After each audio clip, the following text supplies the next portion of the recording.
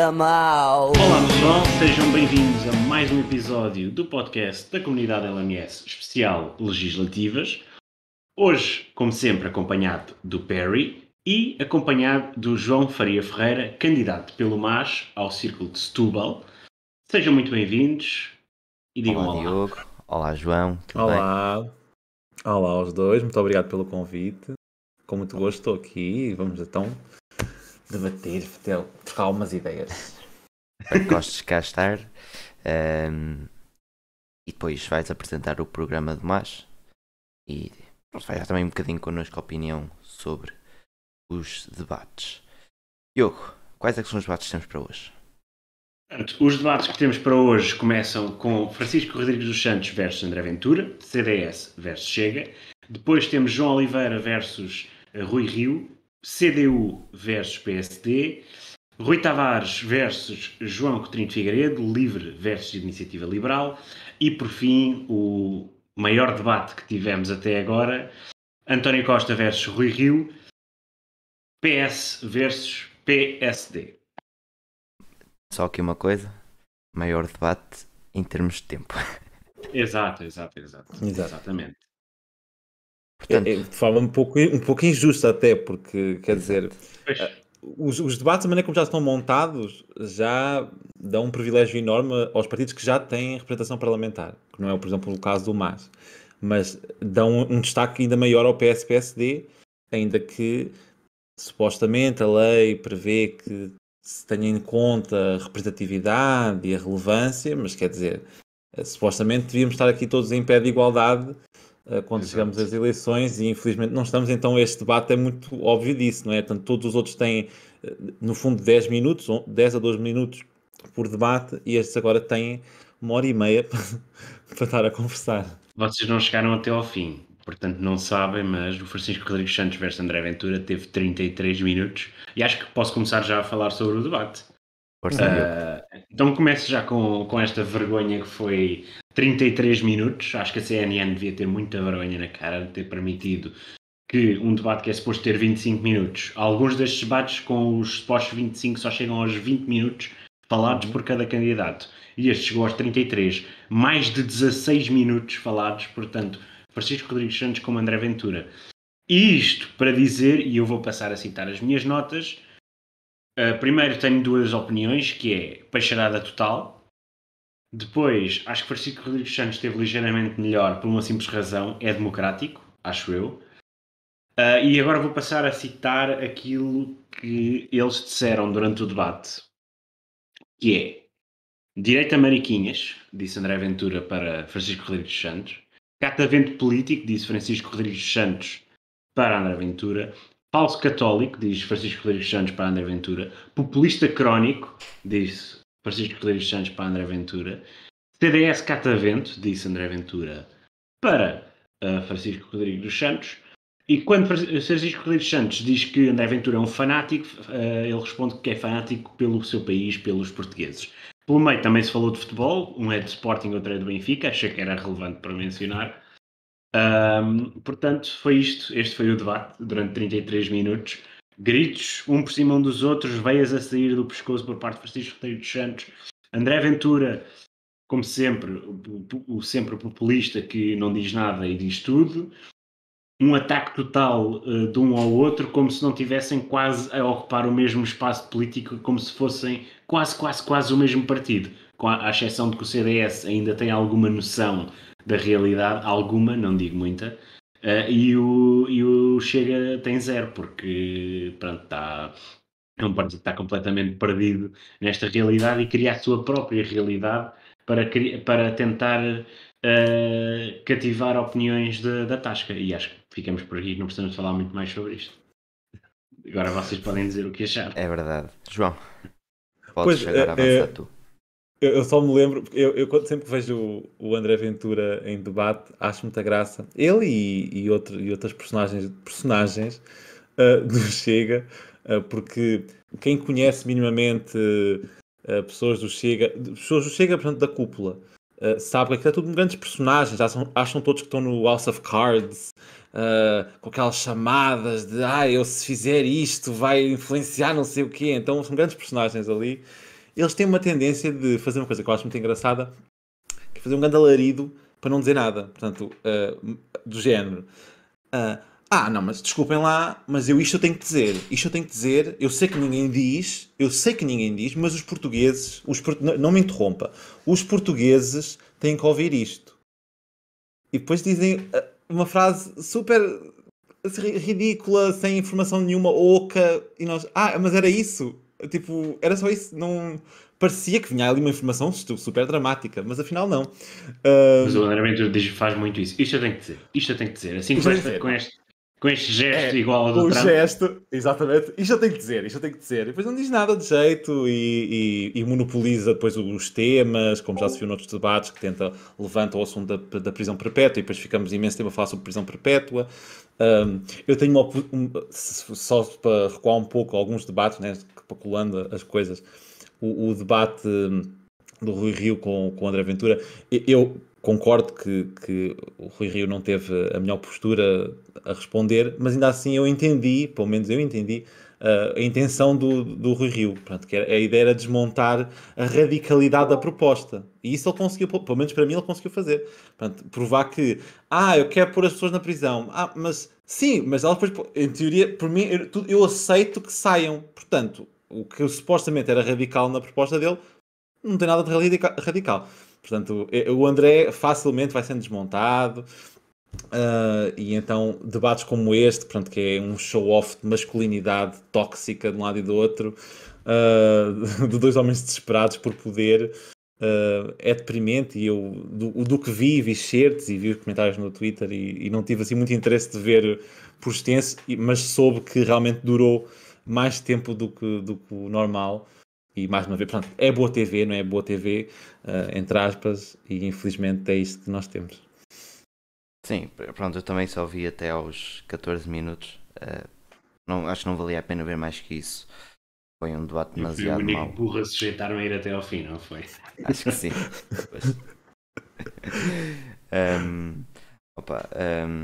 Acho que o debate foi para ver quem é que era a direita fofinha ou não. Tanto que passou para futebol a metade. Um a defender o seu Benfica, outro a defender o seu Sporting. Lá está o debate da CMTV. Francisco Rodrigues Santos, pelos vistos, foi.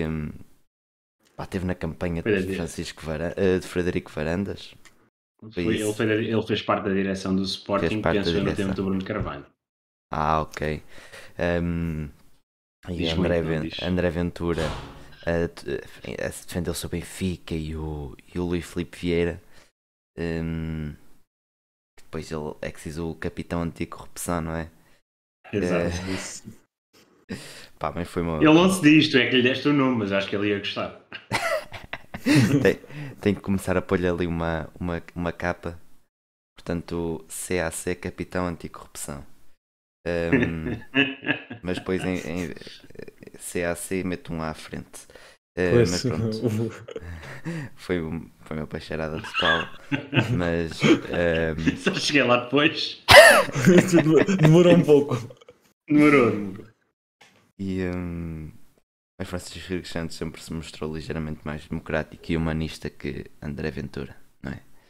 Já que André Ventura acredita que entram por aí refugiados de iPhone na mão e com Mercedes à porta. Mas pronto, acho que é isto que há a dizer sobre este debate. Não há muito a dizer, até porque não vale a pena gastarmos muito tempo neste tipo de debates. Portanto, vamos passar ao próximo. O que é que vos parece? Acho que não há muito tempo para contar aqui. Foi o debate sem dúvida mais interessante destes quatro. João Oliveira versus Rui Rio, CDU versus PSD. E ainda assim, não só é o melhor debate deste episódio, como foi dos melhores até agora. Rui Rio continua a querer sacar dos seus números que não explica como é que eles aparecem. Eu acredito que eles de alguma forma possam aparecer, nem seja preciso vir aí o quarto desejo, mas eles vão de aparecer. João Oliveira e o Rui Rio de acordo quanto às intransigências do PS. A meu ver, foi estranho o Rui Rio colocar o PCP, o bloco mais à esquerda que o PCP, sim, na Assembleia, mais à direita. João Oliveira, bem a mostrar que afinal o PS e o PSD não diferem assim tanto naquela frase do Rio, a criticar que o PS não tenha aceito as propostas do PCP, mas a dizer que se fosse governo faria o mesmo. Rui Rio a querer atacar João Oliveira e o PCP, mas João Oliveira refutou bastante bem, dizendo que o PCP está satisfeito com o modelo atual, modelo misto, público ou privado. Quando muitos dizem que o PCP quer acabar com o privado, João Oliveira provou exatamente isso, que não. E acho que o Rui Rio perdeu completamente o debate quando recorreu ao argumento de Cuba e Venezuela, não foi? Sendo que estamos a falar de Portugal, não estamos a falar desses países. Acho que aquela cena do Uga Buga, Venezuela, Cuba, Coreia do Norte, só faltou mesmo a Coreia do Norte, estive lá quase. Eu senti que se o João Oliveira sacasse mais um argumento para refutar o Rui Rio, ele sacava da Coreia do Norte. Era a carta. É o Joker. Pois era iPhone. O iPhone também. O iPhone era a última. O iPhone era a última. Mas pronto, acho que a parte mais importante foi João Oliveira a mostrar uma nova cara da CDU, e acho que é isso que a CDU precisa. A CDU parecia uma representação muito mais viva e a CDU também vai precisar. Último ponto, agora para Clara de Sousa. Acho que não esteve nem bem nem mal, mas tentou fazer demasiado com que João Oliveira escorregasse. Não conseguiu. Portanto, João, quiseres, agora é tua. Então, eu tenho bastante respeito pelo PCP. Foi realmente um debate muito bom, pela prestação, principalmente pela prestação do João Oliveira. Foi muito bom ver o João Oliveira, ainda que não pelas melhores razões. Portanto,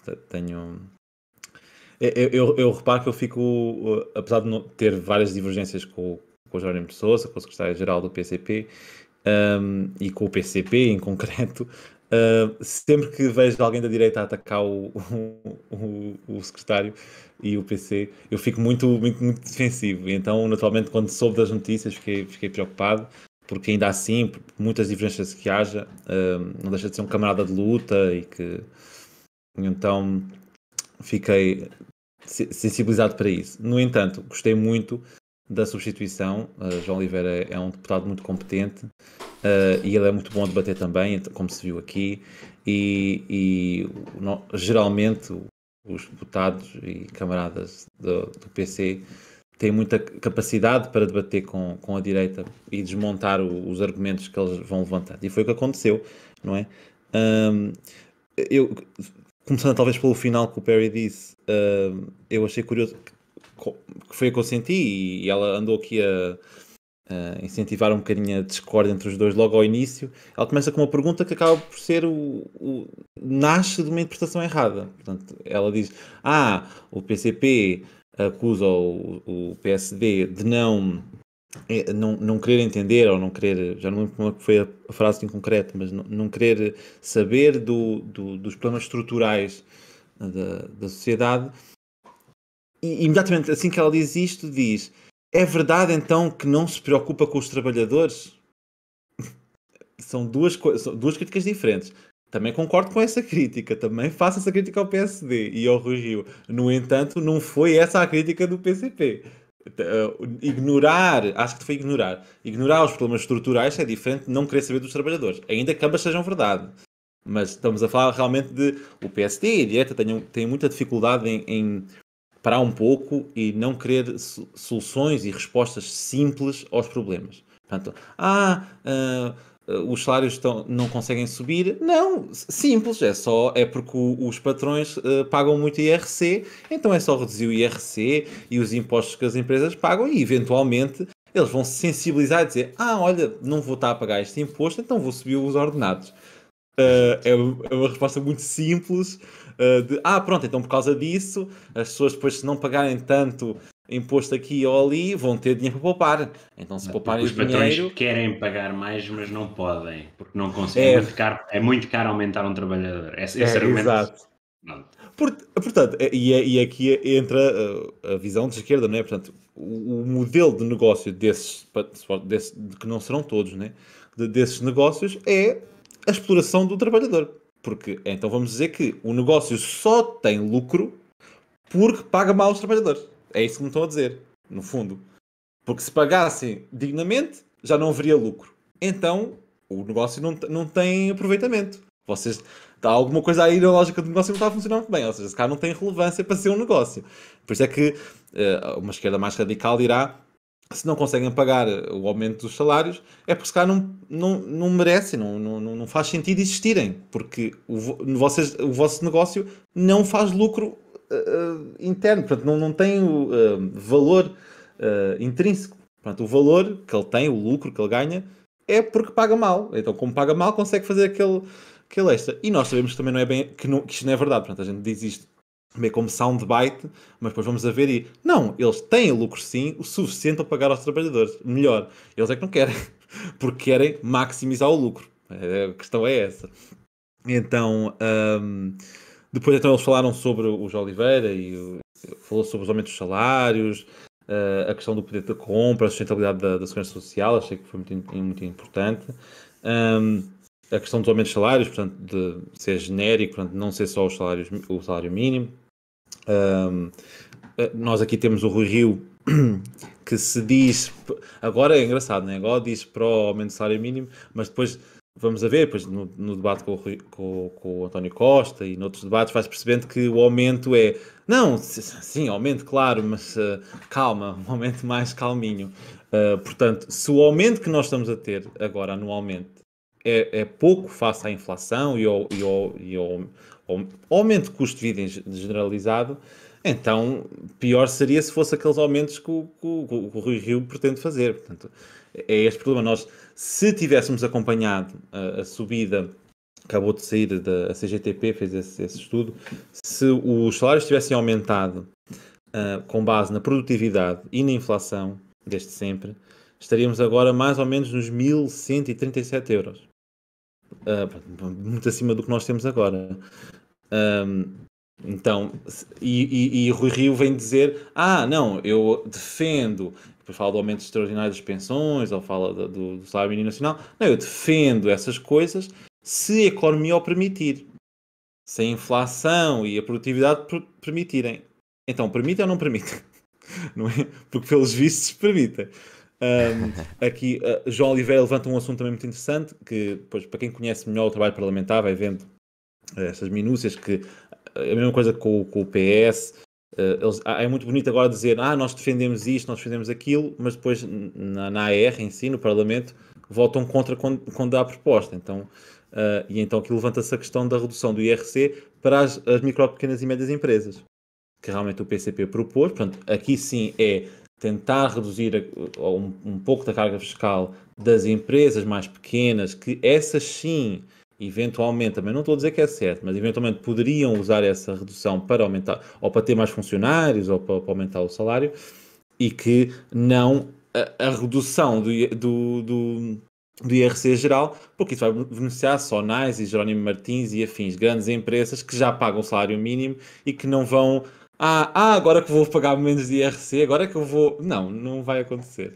Então isso também foi interessante. Depois levantaram, como vocês apontaram bem, a questão de Cuba e da Venezuela, que eu acho que é sempre um assunto que eu passo, não é? Porque como eu sou de esquerda e sou de uma esquerda mais radical, assim como é o MAS, é natural, nós, como o PCP, ouvimos sempre este soundbite de mas e Cuba? E eu, mas... E Cuba? Que é que estamos a falar daqui ou estamos a falar de... Porque a gente pode fazer uma análise, claro, eu posso... Também sei fazer, também sou capaz de fazer uma análise internacional e do que acontece das revoluções nos outros sítios, também consigo, mas não sou candidato a isso, não sou candidato a embaixador, não sou... Eu quero resolver os problemas aqui, não quero resolver os problemas...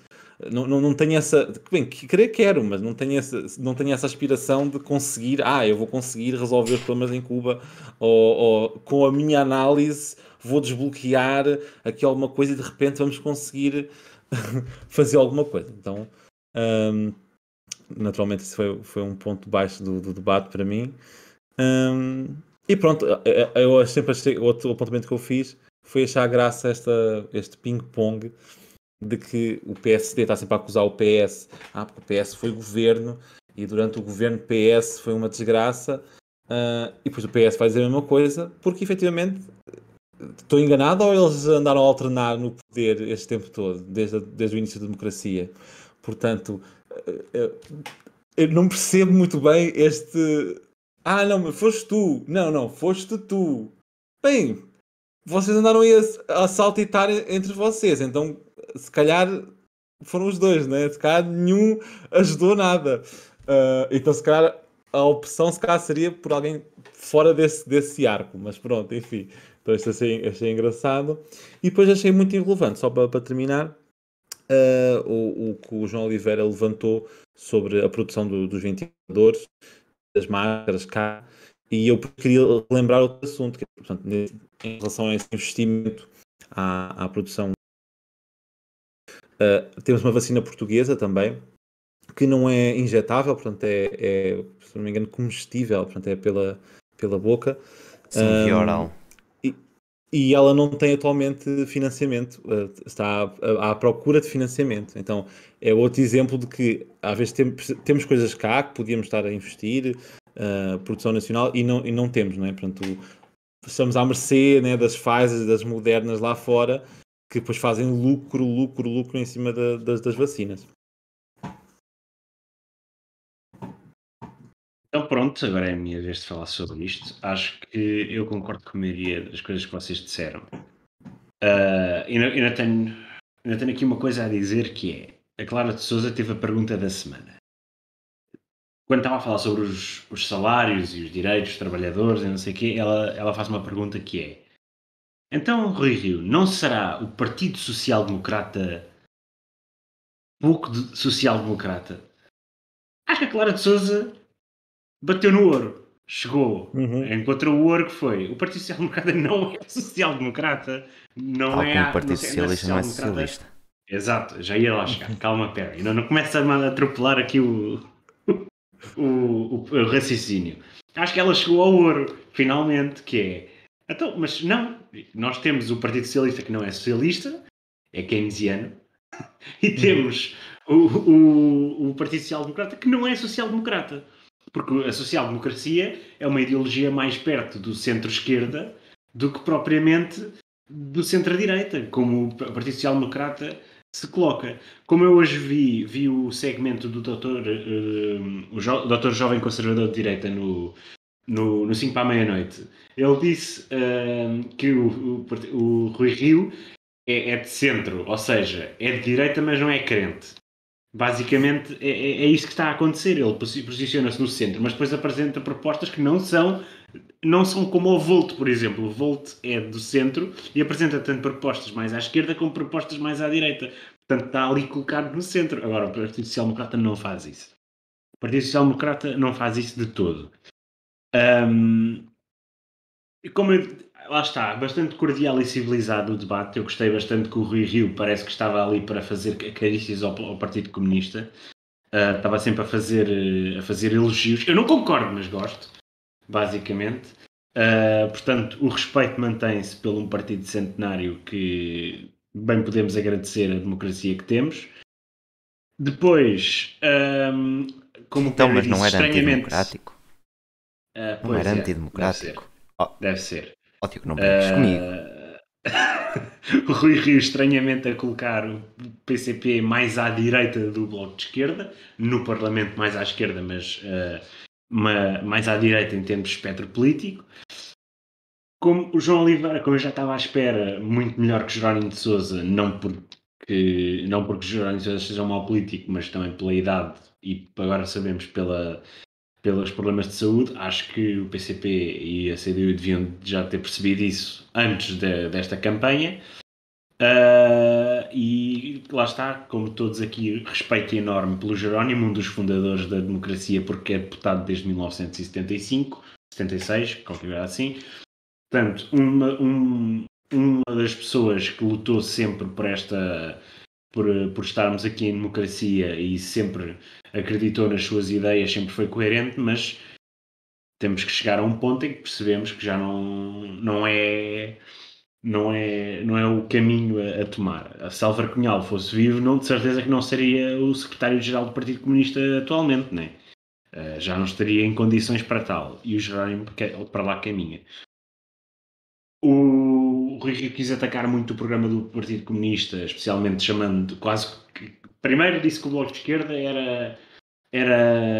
estava mais à esquerda do que o Partido Comunista, mas depois, ao ler o programa, dizia que o Partido Comunista era praticamente de extrema esquerda, porque quer acabar com a propriedade privada, quer acabar com isto, quer acabar com aquilo, e o João Oliveira disse, e bem, e é aqui que vemos que o Partido Comunista, nem o Partido Comunista nem o Bloco de Esquerda estão colocados à extrema esquerda em grande parte do tempo, como diz o Francisco Rodrigues dos Santos, porque vivem bem com a propriedade privada, vivem bem com o negócio privado e não têm problemas em que ele exista, porque de facto de extrema esquerda o privado não existiria de todo.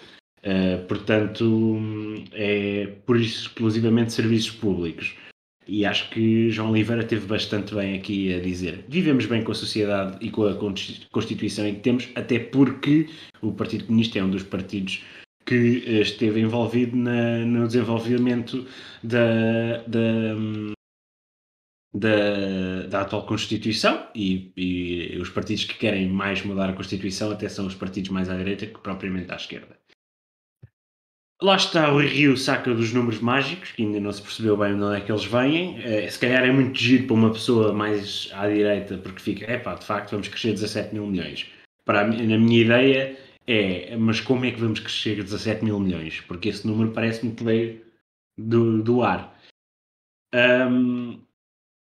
O Rui Rio perdeu o debate quando teve que ir à Venezuela e à Cuba.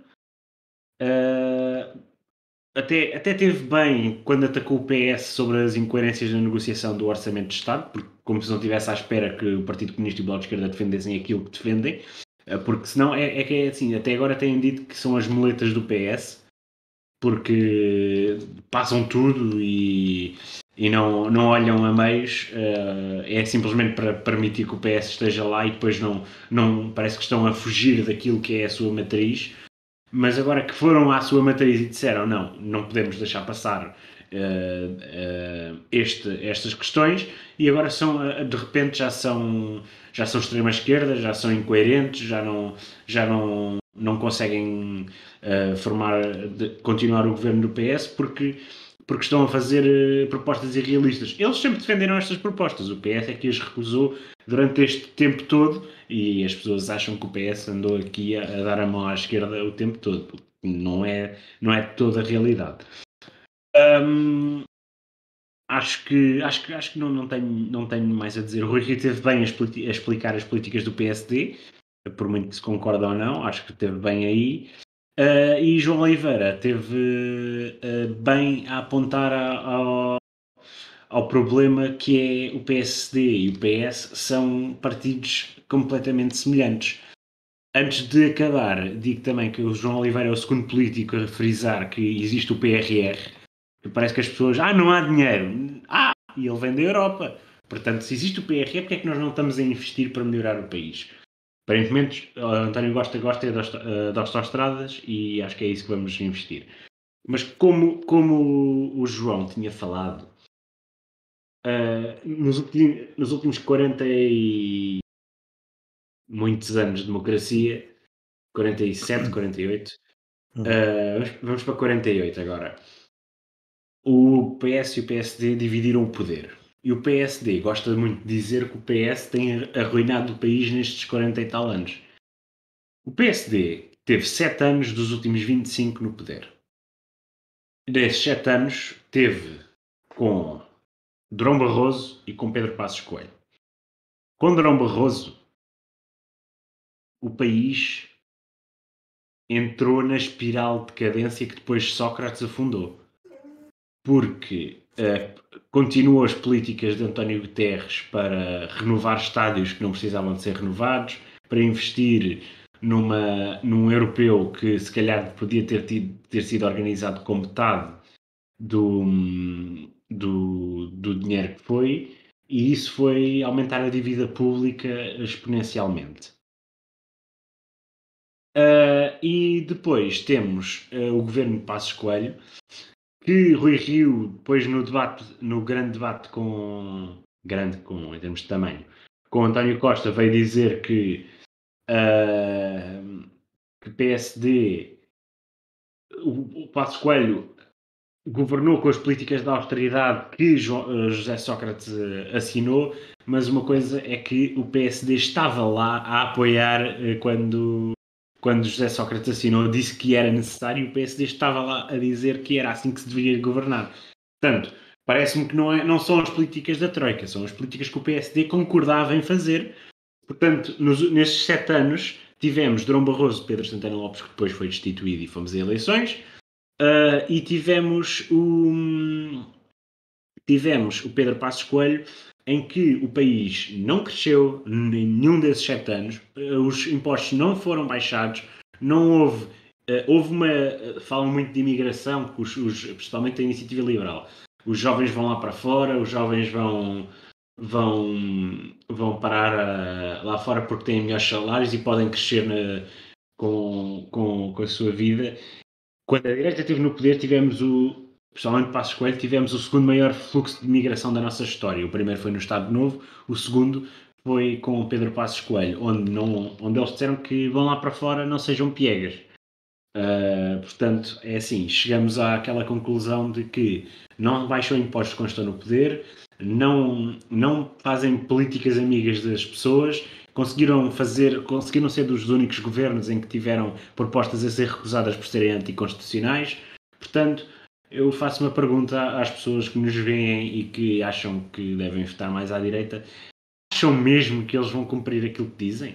É que até agora nunca cumpriram aquilo que disseram. Por muito que nos últimos 25 anos tenham estado 7 anos no poder, isso simplesmente indica que nesses 7 anos Portugal não teve crescimento, os portugueses não viveram melhor, não houve baixa de impostos, não houve nada disto.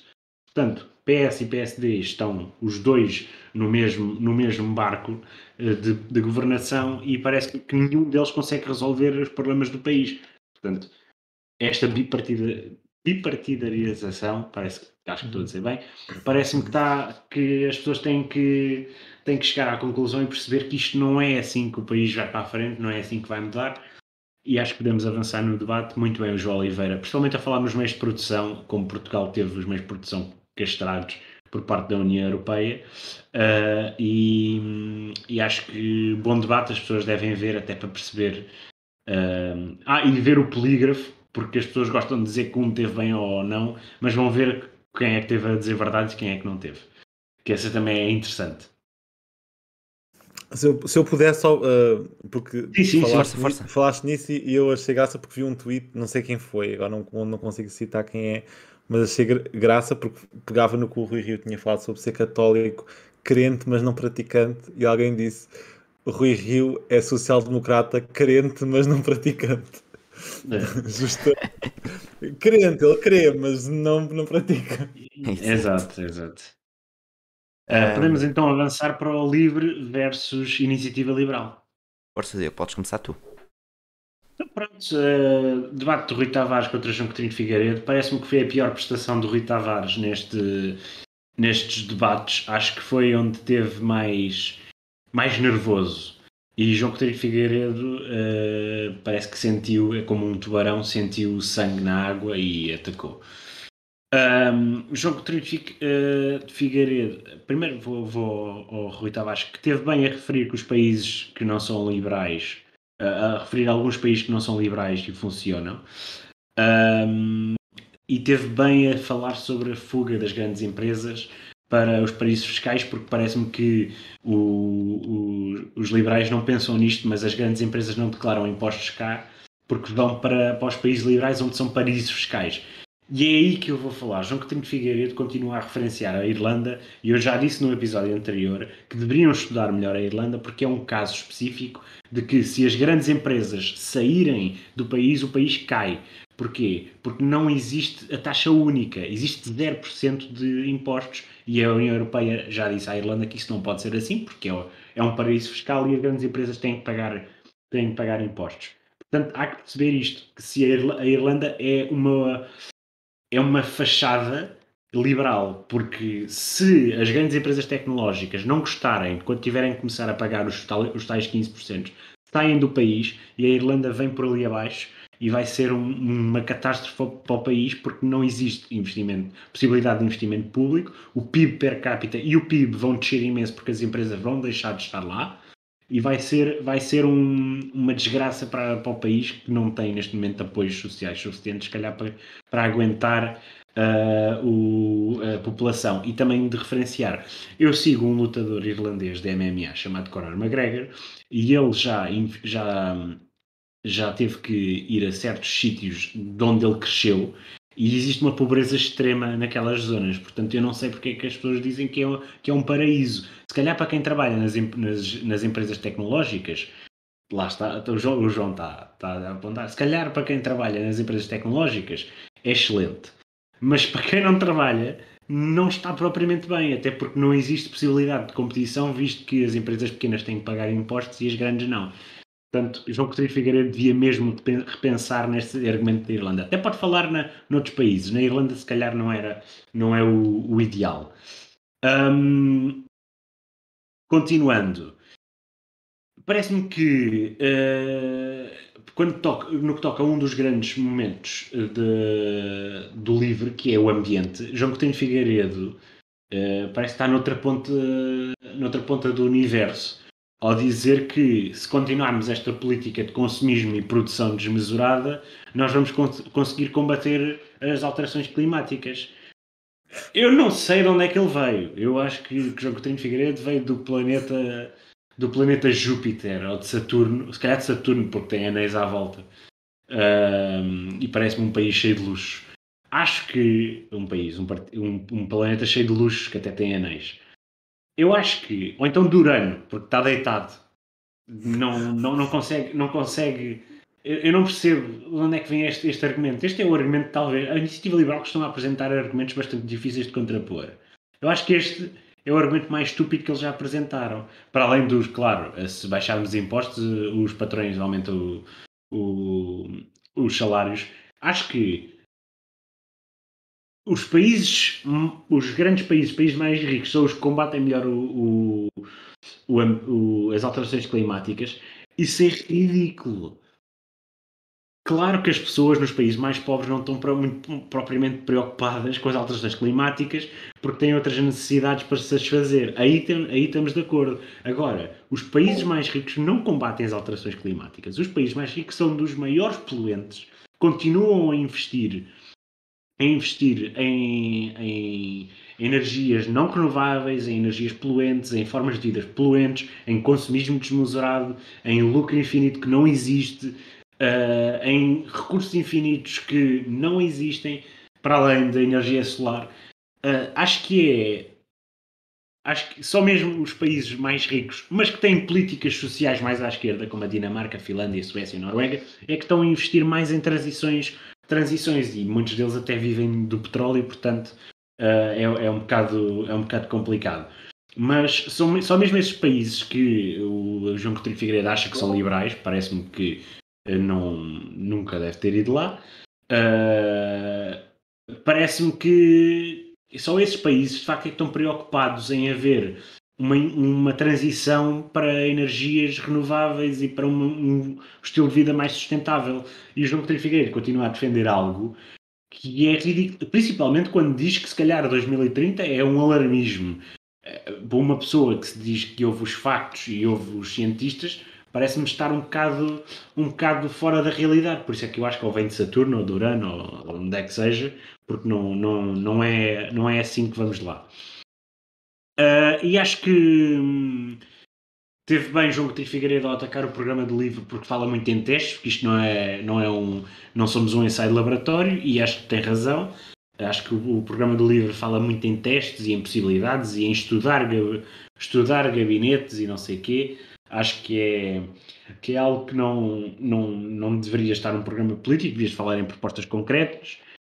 E no final, João Coutinho Figueiredo diz que o livro tem uma proposta utópica para a sociedade, até podemos estar de acordo aí, mas também parece-me que ele ainda não viu bem aquilo que está a defender, porque se há utopias neste planeta criadas pelo ser humano, é o comunismo, visto que o ser humano nunca poderia viver como vive num comunismo. E é o liberalismo, visto que o ser humano pode bem tentar ter lucro infinito e todos sermos ricos, mas nós sabemos que isso não é possível e, aliás, é só olhar para como é que está o planeta e como é que está a sociedade geral e como é que está o ser humano, porque nem nós não somos todos ricos como a Iniciativa Liberal quer dizer que podemos ser, nós não temos todos igualdade de oportunidades como a Iniciativa Liberal quer fazer, e os ricos não são pessoas boas que vão investir e criar riqueza porque eles não fazem isso. Criam riqueza para eles mesmos, por isso é que se aumenta os PIBs per capita e não sei o quê, porque uma pessoa fica com mais milhares de milhões nas suas contas e isso de facto inflaciona qualquer coisa. Portanto, acho que acabei por aqui e o próximo pode falar, eu vou só ali acender a luz. Ok, João, força. Eu queria pegar no que o Diogo disse agora, no final, que achei curioso, achei engraçado, pegando na típica pergunta, então mas e Cuba, tem então em Venezuela? Porque não começar a responder aos liberais, então e os Estados Unidos? Então, e os Estados Unidos? Mas eles vão dizer que não, eles não defendem o mesmo que os Estados Unidos. Exato. Mas depois, os Estados Unidos, mas depois vão levantar o PIB, né? E por isso é que eu também acho que o PIB é um péssimo indicador de ver se um país está a funcionar bem ou não. Assim, os Estados Unidos, por exemplo, têm um PIB maravilhoso, mas eu não quereria viver nos Estados Unidos. E muita gente passa pobreza extrema nos Estados Unidos. Se bem que para eles o mais importante é o lucro e não as pessoas, mas pronto. Justamente, e eu para mim não quero viver num país assim, mas como o PIB é o mais importante, então é essa riqueza infinita, os dinheiros públicos não, os dinheiros privados, no caso, as pessoas pouco importa. Então agora indo para o debate, eu gosto que o livro acabe por levantar uma questão que é muito querida para mim, que é a questão do decrescimento, e que com a minha campanha em particular aqui em Setúbal, é baseada no conceito indígena do bem viver, que passa justamente por lógicas de crescimento, portanto, e daí mudar, deixar de ser o PIB, essa força motriz, e pensar realmente nas condições de vida das pessoas. Se realmente está melhor, se as pessoas estão a ter emprego e que tipo de emprego é que estão a ter, se é emprego precário ou não, não é? Se a qualidade de vida é melhor, se têm mais tempo para estar com a família, para estar com as suas redes de afeto, para fazer o que gostam. Isso interessa mais do que saber, mas o PIB aumentou com base em empresas X que fez, não sei, isso pouco me importa. Realmente depois tem a questão da emergência climática, não é? João Coutinho de Figueiredo vem aqui insistir, mas é emergência, é assim tão emergente. Depois eu acho curioso que alguém que se quer político, não é? Que diz que já é deputado e que almeja mais, vi dizer, não é, que 2030 isso aí fica difícil, acho que ele disse impossível pensar com a cabeça fria. E eu, bem, se é difícil para ti pensar com cabeça fria num problema que ainda assim é 2030, não é assim tão em cima da hora. Imaginemos em problemas urgentes, por exemplo, a pandemia, não é? Como é que o Coutinho de Figueiredo vai pensar, cabeça fria, se tem que resolver uma coisa para amanhã? Porque se para 2030 já é difícil, imaginemos se for para amanhã ou se para daqui para a semana que vem. Então realmente é uma pessoa que não tem muita capacidade de... Não, ok, é 2030, realmente é pouco tempo, mas é o tempo que nós temos para tentar reverter alguma coisa. E aqui ele levanta esta questão toda do... os países desenvolvidos são os que estão mais avançados nesta questão. O Diogo já pegou muito bem nesse ponto, portanto, os países muito, muito à frente, portanto, noruegas e afins, escandinavos, grande parte da riqueza que têm é à base do petróleo. Agora cá está o perverso. E isto tem a ver com lógicas colonialistas já há muito tempo. Portanto, os países muito ricos sempre exploraram os recursos dos outros e nós aqui podemos ter a transição verde.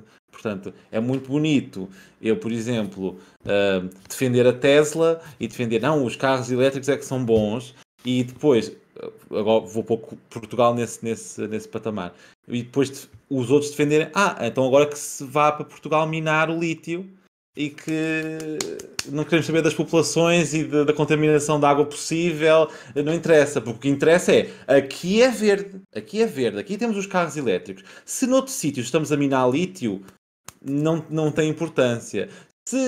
O que importa, aqui temos um investimento grande em energias renováveis, mas sim, estamos a extrair petróleo e a vender para os outros sítios. Como os outros sítios é que querem usar, não somos nós. Nós somos responsáveis. Então, quer dizer, é aqui a grande perversidade destas questões. Então, os países envolvidos são mais avançados. Claro que estão, porque também eles terceirizam a poluição. Não é? Ou seja, por exemplo, vemos a China, que é um país muito grande, que no fundo está agora a comprar água, né, entre aspas, através da compra de soja ao Brasil, por exemplo. Né? Então é uma maneira encoberta de comprar água, porque a água para fazer soja, soja é imensa, eles precisam de alimentação para os animais que produzem, então, não gastando a água deles, vão comprar a soja, que é muito mais barato, é uma solução muito mais simples para ir buscar essa água de outra forma. E aí, realmente, o que eu achei que o Trino Figueiredo esteve bem, ele não entende muito bem porque é que isso quer dizer, mas ele tem razão, e é uma crítica que eu faço ao livro, justamente, que é as pessoas que realmente precisam ter capacidade de fazer melhores decisões. Eu sou muito crítico da ideia de que as nossas ações pessoais e individuais vão deixar algum impacto enorme no ambiente, porque efetivamente os maiores poluidores não são as pessoas, nem as pegadas ecológicas dos agregados, são as grandes empresas, é o agronegócio. Pronto, são outros patamares que nós, quando depois vamos a ver os números, ficamos um pouco assustados. Espera, então se calhar não é o meu banho, não é o meu segundo banho, ou não é um banho que demora mais 2 minutos que está a causar a crise de água. São outras coisas que estão realmente a consumir água desmesuradamente. Vejamos, por exemplo, quanta água é que é precisa para produzir um copo de leite, não é? De leite de vaca, quanto é que são um bife, que são imensos, enquanto que, por exemplo, um copo de leite de aveia seriam 3 a 5 litros, que já é bastante, tendo em conta que reduz para 200 ml de leite, mas vejamos essa comparação, não é? E então, ele tem razão nisso. Então, por isso é que eu critico o livro, quando, por exemplo, vem com argumentos de mais ciclovias, mais... Portanto, uma data de coisas pseudo-ecológicas, só que esquecem um pormenor. Vou fazer ciclovias. Mas quem é que tem bicicletas? Quem é que consegue comprar uma bicicleta? É que faz parecer que a bicicleta é uma coisa que custa 5 euros ali na esquina. Não custa. E tem manutenção. Então quem é que tem isso? Eu não posso estar a fazer ciclovias sem estar a dar a capacidade das pessoas terem bicicletas. Por exemplo. Né? E então, importa-me mais a mim investir em transportes públicos, por exemplo. Então, nesse caso seria, imaginemos, uma via exclusiva para transportes públicos, que isso é que acelera o processo. Por exemplo, eu não gosto muito de andar de autocarro, porque o autocarro para mim está sujeito, infelizmente, mas tem a ver com o urbanismo, não tem a ver com os autocarros. A cidade não está feita a pensar nos autocarros, não está a pensar nos transportes públicos, então estão sujeitos ao trânsito. Ora, eu já cheguei a estar mais de 1 hora no trânsito num autocarro, e isso para mim é irritante, enquanto que eu apanho um metro ou apanho um comboio e tenho horário marcado ou tenho uma frequência específica e demora um tempo regulado, né? Já sei que mais ou menos dali do Marquês até ao Terreiro do Paço, já sei mais ou menos quanto é que demoro, não é? Então interessava muito mais isso, uma via exclusivas para transporte público e investimento para isso, do que mais ciclovias. Não sou contra as ciclovias, mas acho que tem que se fazer um trabalho prévio antes de começar vamos pôr ciclovias em todo lado. Claro que eu sei que a criação delas estimula a compra e, enfim, o começado o uso delas e facilita quem já as tem e facilita, chamar a atenção também, os condutores da Uber, por exemplo, da Uber Eats e da Glovo, que usam aquelas faixas para conduzir, e é muito importante, porque realmente senão ainda mais difícil seria para eles fazer o trabalho. Mas é este tipo é só um exemplo de medidas que o livro tem, eu conheço várias, que são um pouco alienadas da realidade de quem é que consegue tomar aquelas... como é que as pessoas que conseguem tomar aquelas decisões. Então nós temos que primeiro pensar como é que damos às pessoas a capacidade de fazer aquelas opções. E uma delas é, por exemplo, o aumento do salário mínimo. Foi a deputada eleita do LIVRE que defendeu, enquanto ainda era deputada do LIVRE, o aumento do salário mínimo para 900 euros, imediato, e que falou que era uma medida de amor e que as pessoas não quiseram entender ou tiveram muito má fé na análise do discurso político, e que veio justamente explicar que só assim, só as pessoas que têm dinheiro, né, que têm mais dinheiro, nós agora aumentando este salário mínimo, é que as pessoas vão conseguir ter a capacidade de, espera, agora já tenho um bocadinho mais de folgo, deixa-me então talvez fazer uma decisão melhor, deixa-me então comprar esta comida que gastou menos água para ser feita, vou então só assim, ou vou comprar uma bicicleta e vou andar de bicicleta, vou passar a usar o passe, se calhar vou conseguir arrendar uma casa mais perto do trabalho, então tenho que fazer uma deslocação menor, então este tipo de coisas é que tem impacto. Então achei curiosa a observação da IEL, neste caso, sobre isso, mas depois meio que confundi isso com então é preciso sermos todos ricos, como se isso fosse possível, e à base da não existência de impostos, enfim, a tristeza dos liberais. Depois esta questão da imigração dos jovens para os países liberais, entre aspas, como ele pôs, Irlanda, ele citou Irlanda, Holanda, Reino Unido e Alemanha. Mais à frente no debate fala sobre as propinas. Não percebi porque é que não ficou claro da parte do livro. Realmente aí desconhecia o programa do livro a esse ponto. Pensei que o livro defendesse abertamente o fim das propinas. Pelos vistos não. Falou de um novo modelo de financiamento do ensino superior e lá deu várias ideias. É o fim das propinas para as pessoas, mas o modelo de financiamento, penso, pelo que eu percebi, seria o Estado financiar as propinas mas também é uma coisa que eu sou a favor do fim das propinas, mas o LIVRE vai ainda mais além, que é ter 100% da população formada, que é algo que é impossível também. Portanto, acho que podemos almejar uma boa parte da população formada, mas 100% também parece-me um bocado também utópico. Daí, lá está. Parece-me que João Coutinho Figueiredo teve bem a apontar as utopias do LIVRE, mas pronto, ele também acredita numa utopia, portanto. Ainda assim, do que eu conheço o LIVRE, não é? O LIVRE internamente tem algumas reticências em relação ao fim das propinas. E claro que ele falou no modelo de financiamento, portanto, financiar realmente esse pagamento dessas propinas, mas eu sei que pelo menos o LIVRE está mais dentro da linha de um bloco e de um PC, portanto, uma redução gradual das propinas, do que um corte abrupto das propinas. Ainda assim, o que eu queria falar aqui que eu achei curioso foi, levantou este assunto, a Irlanda, a Holanda, o Reino Unido, e pelo menos na Alemanha e na Irlanda não se pagam propinas. E a IEL, não é? Aqui nesta ideia de pagar um cheque, e esta ideia dos cheques, saúde, educação, tudo, que é uma boa maneira de transferir o dinheiro. Portanto, aí eles já gostam dos subsídio-dependentes, dos privados, não é? Que é, o Estado dá um cheque e nós depois vamos pôr o cheque no proverbial rabo dos privados, não é? Então é sempre esta pipeline, não é? De um sítio para o outro. Mas eu ainda digo mais uma coisa, eles são sempre a favor da procura daquilo que custa menos ao Estado, mas eu ainda não percebi onde é que pagarmos à população inteira o serviço dos privados, que costumam ser mais caros, vai sair mais barato ao Estado. Gostava de saber. Porque depois vem aqueles estudos mágicos que dizem que ir ao privado é mais barato ou mais eficiente. Pois, eles vão argumentar, pelo que eu percebi, eles argumentam eficiência.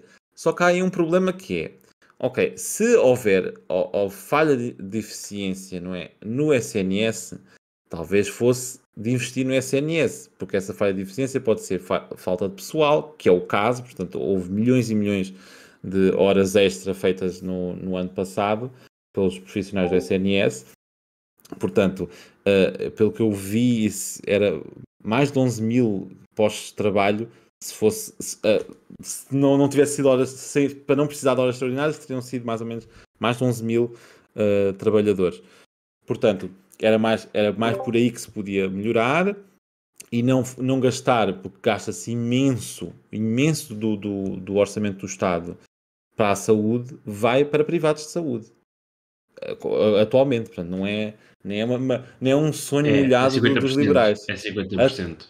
atualmente já temos uma parte enorme a ir e o nosso orçamento da saúde é gigantesco. Gigantesco. É o da saúde e o da segurança social. Portanto, termos 50% do orçamento aí para os privados, então já sabemos qual é que é o projeto que está aqui, é sucatear o SNS para que ele fique desinteressante, para que as pessoas reclamem dele, para depois estão a ver, mas no lado de lá é mais eficiente. Claro que é mais eficiente, então vejamos. Durante o início da pandemia, do Covid, precisamos dos hospitais para as pessoas. Os hospitais privados dizem assim, nós não queremos doentes Covid. Pronto, eficiente. Não tiveram de adiar nenhuma consulta. Maravilha, assim também eu. A mesma coisa com as escolas privadas. Têm os melhores resultados nos exames nacionais e os rankings. Pois, eu se pudesse, e não quero, mas se eu pudesse recusar alunos que são maus de entrar no meu colégio e reduzo já essa parcela pedindo um valor que só uma classe alta, extremamente educada, com pais, com toda uma estrutura, conseguem pagar, então claro que os meus rankings vão ser os melhores. Eu selecionei a audiência que eu quero, não é? Pronto, é o meu cliente perfeito, então assim também é fácil, não é? E então é como diz o jogo, não tem sentido no privado ser mais barato. Então, porque no público, o que importa é pagar o custo da coisa. No privado, nós temos que pagar, penso eu, o custo da coisa, obviamente, e o lucro.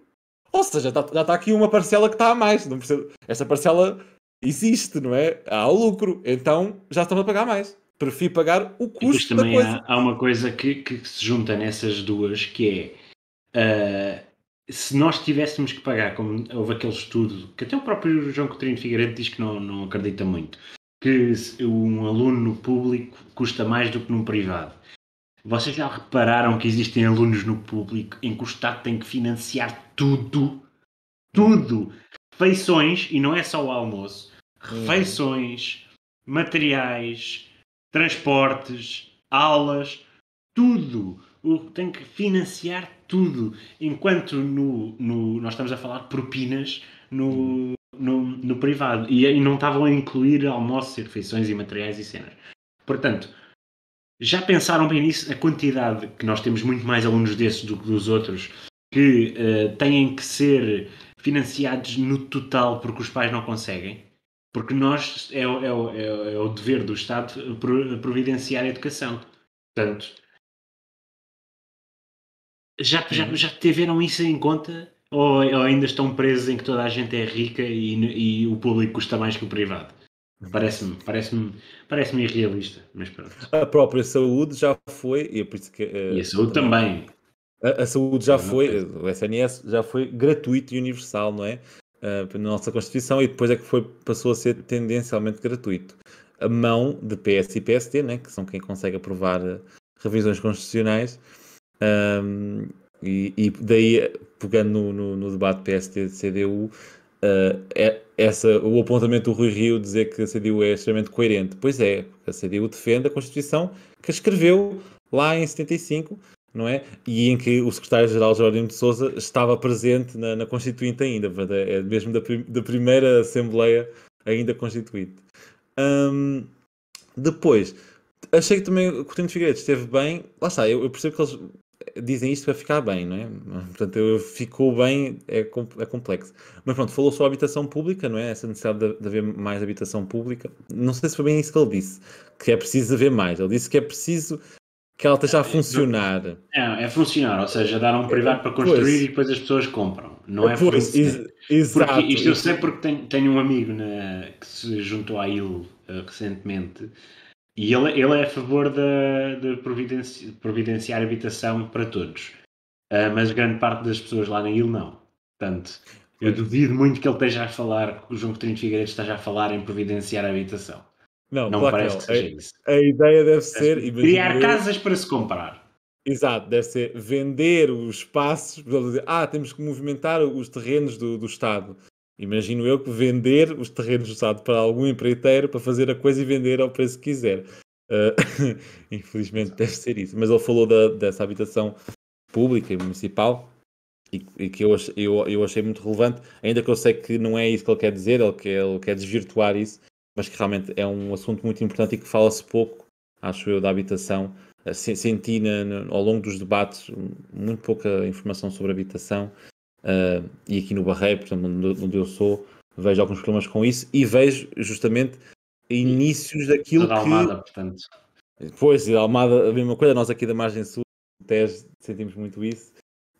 E eu reparo aqui um pronúncio do que talvez o que a IEL quer, não é? Portanto, nós temos aqui um bairro social, o Alves Redol, que a Câmara recebeu fundos comunitários para melhorar o bairro está extremamente degradado e o bairro está numa zona incrível, portanto, central, contorna, portanto, nem ao lado, o bairro contorna uma escola, está a metros da junta de freguesia, portanto, é uma região central, incrível. O que é que parece ser o interesse? A Câmara não investe no bairro, tem casas emparedadas, e qual é que parece ser a lógica? Deixar as pessoas ir saindo, desistirem, abandonarem aqueles espaços, porque aqueles espaços não estão em condições habitáveis. Quando estiver vazio, pode-se mandar abaixo, vender o terreno, e aí o senhor empreiteiro faz a casa que quer, os prédios que quer numa zona nobre da cidade, e aí vende, e aí higieniza o espaço, não é? Então achei importante esta parte do debate, ainda que depois não se pudesse pegar mais, porque o debate estava já no final, e depois achei graça também a conversa do costume. Mas os preços também estão caros porque há mais procura do que oferta. Para já esquecem um pormenor que muitos de nós conhecemos, né? Que é, há alguns senhorios que não são senhorios de duas casas. E não é esses que eu embirro. Não é os senhorios que têm 4 casas que eu embirro. O que eu embirro, e que realmente sou contra, e acho que devia ser crime, é os senhorios que têm 100, 200 imóveis. E olhem que não são assim tão poucos. Conheço vários casos de pessoas que têm, às vezes, controlam grandes quantidades de um parque habitacional de uma zona. Portanto, por exemplo, um exemplo que eu conheço, sei de uma pessoa que tem imensos imóveis de seguida em Alcântara. Ora, que é uma zona nobre. Ora, o que acontece? O mercado a regular-se, né? Como os liberais gostam. O mercado a regular-se, que no caso é ele sozinho. Então, se ele decidir que de repente aquela zona deve custar mais, ele pode, porque ele regulou-se. Pronto, regulou-se para cima. Fácil, não é? Então, esta é muito bonito de não há tanta... Não, às vezes é porque a própria oferta é controlada, como nós sabemos. Portanto, às vezes as casas, e eu também já ouvi vários relatos disto, senhorios que têm as casas, não as metem para arrendar ainda, portanto, para parecer que há menos casas para arrendar, e depois, à medida que vão arrendando, lá vão, né, liberando as casas para arrendamento. Ou seja, o mercado está completamente arranjado para simular uma baixa oferta e uma grande procura. E depois outra, que é o meu ponto final das minhas notas, que é, então, imaginando que existe realmente efetivamente mais procura que oferta. Isto justifica, não é, esta necessidade de explorar a desgraça alheia? Portanto, ok, eu tenho uma casa, vou arrendar a casa, eu estou a ver que há muita gente à procura da minha casa. Então, como as pessoas estão desesperadas por casa, eu vou cobrar muito mais, que assim ganho mais lucro.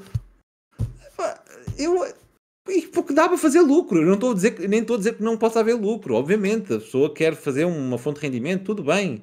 Mas tem que ser à custa do absurdo da miséria das pessoas. Ok, as pessoas estão desesperadas. Vão pagar. Se eu pedisse 500, como acontece já aqui à Almada, tu saberás, e eu aqui no Barreiro, é mais barato que Lisboa, mas também já foi outras coisas. Aí por baixo.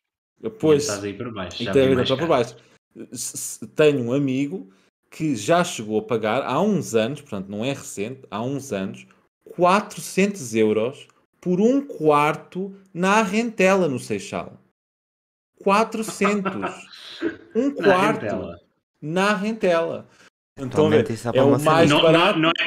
Não é propriamente a Expo. Não é propriamente a Expo. E é um quarto, né? Um T2. Ok, um T2. Mas não é muito barato, mas pronto, é um T2. Mas não, é um quarto.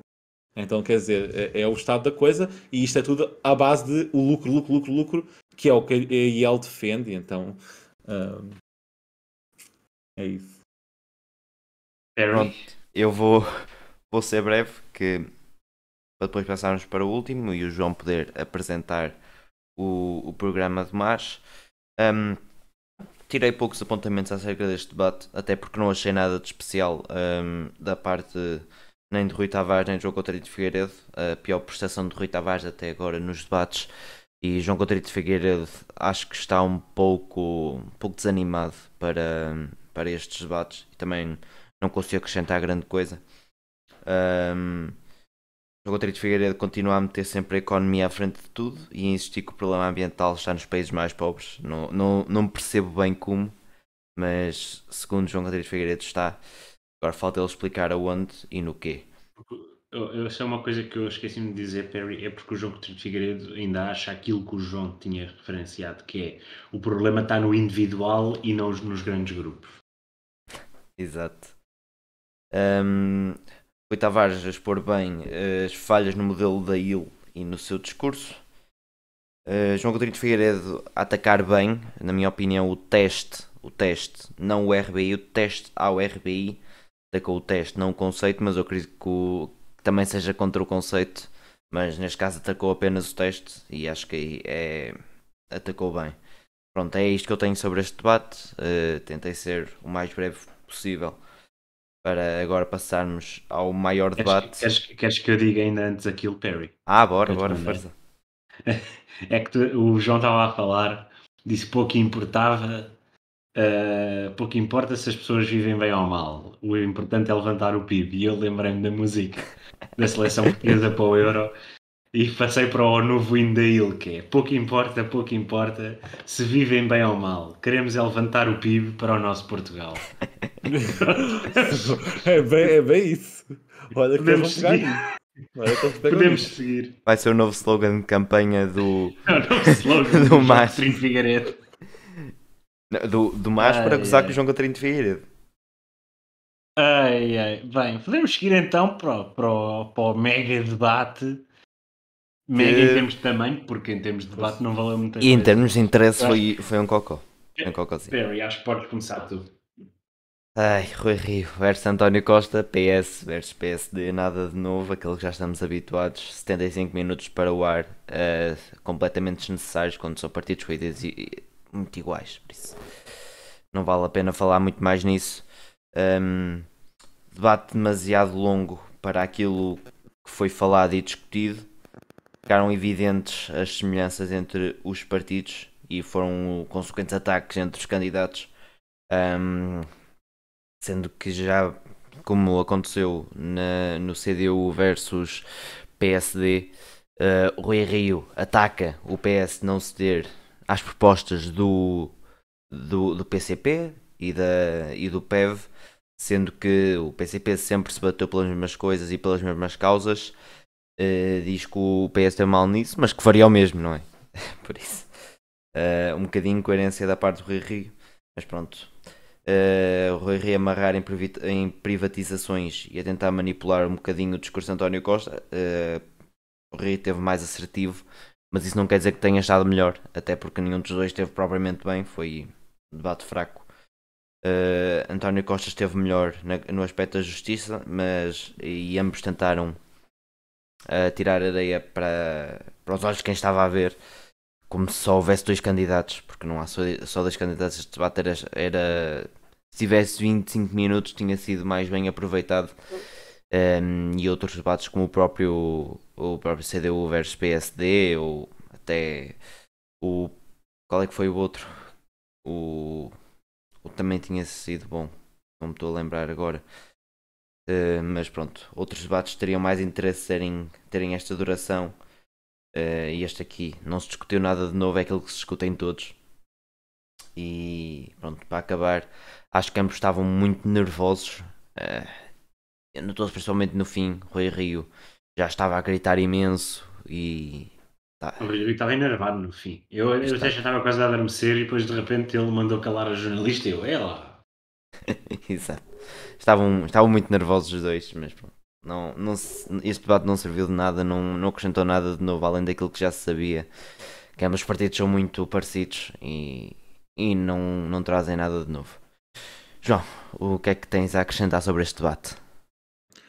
Pois eu concordo com a análise. Eu vi o debate por certos, pequenos certos e por comentários que fui vendo no Twitter. Realmente é um debate que não traz muita coisa. Eu acho os dois líderes do PS e do PSD muito aquele homem políticos, não é? Portanto, eles falam muito bem e eles defendem, falam muito bem dentro da politiquice do costume, não é? Eu acho que eu tenho pavor daquele tipo de discurso, mas pronto, dentro daquilo que nós estamos habituados a que é que o político deve falar, não sei o quê, são muito assertivos. É aquela cena, é a mesma coisa que dizer-se que é macho, né? São grandes machos, então estão sempre ali. Eu tenho assim, um carinho especial pelo Vamos Lá Ver, que eu acho que é uma muleta de discurso muito fofinha. Eu gosto muito, gosto muito. É quando o Sérgio António Costa está a dar loading, não é? Só por isso eu já gosto de ver coisas com o António Costa, que é alguém te faz uma pergunta e vamos lá ver. Vamos lá ver. Acho que isso é uma ótima introdução para qualquer coisa que a gente diga. Quando alguém faz uma pergunta e nós, vamos lá ver. Não é bem assim, não é? Mas pronto, é isso. Não deram mais nada. O PS promete, mas quer dizer, depois vamos a ver. Quando houve a oportunidade de aprovar coisas na Assembleia da República que fossem nesse sentido, chumbou. E normalmente foram os únicos a chumbar. Portanto, eu chamo a atenção, por exemplo, de um assunto que fala-se pouco nestes debates todos, que é a saúde mental.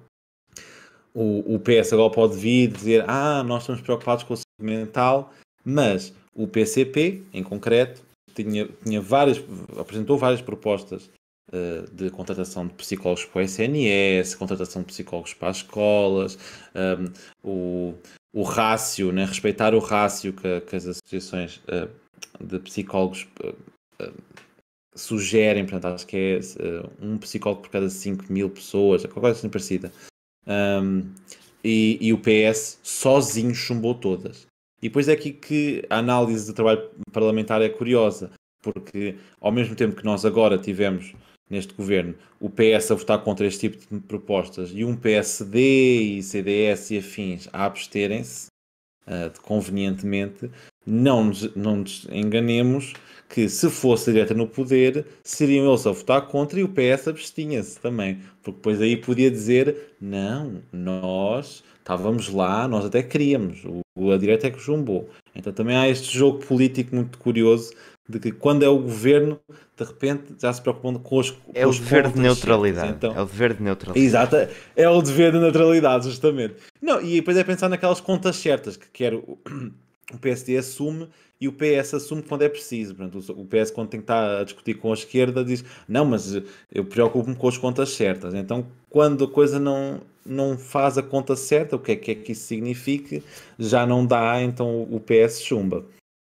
Então, realmente é um debate que não acrescenta nada. O PS e o PSD são extremamente semelhantes na AR, portanto, no trabalho político em concreto, eles são muito semelhantes. Vai-se ver a quantidade de vezes que eles votaram em conjunto. Inclusive, o PS votou, não sei se vocês estão cientes, o PS votou mais alinhado com a direita, portanto, não estou a falar do PSD, da direita mesmo.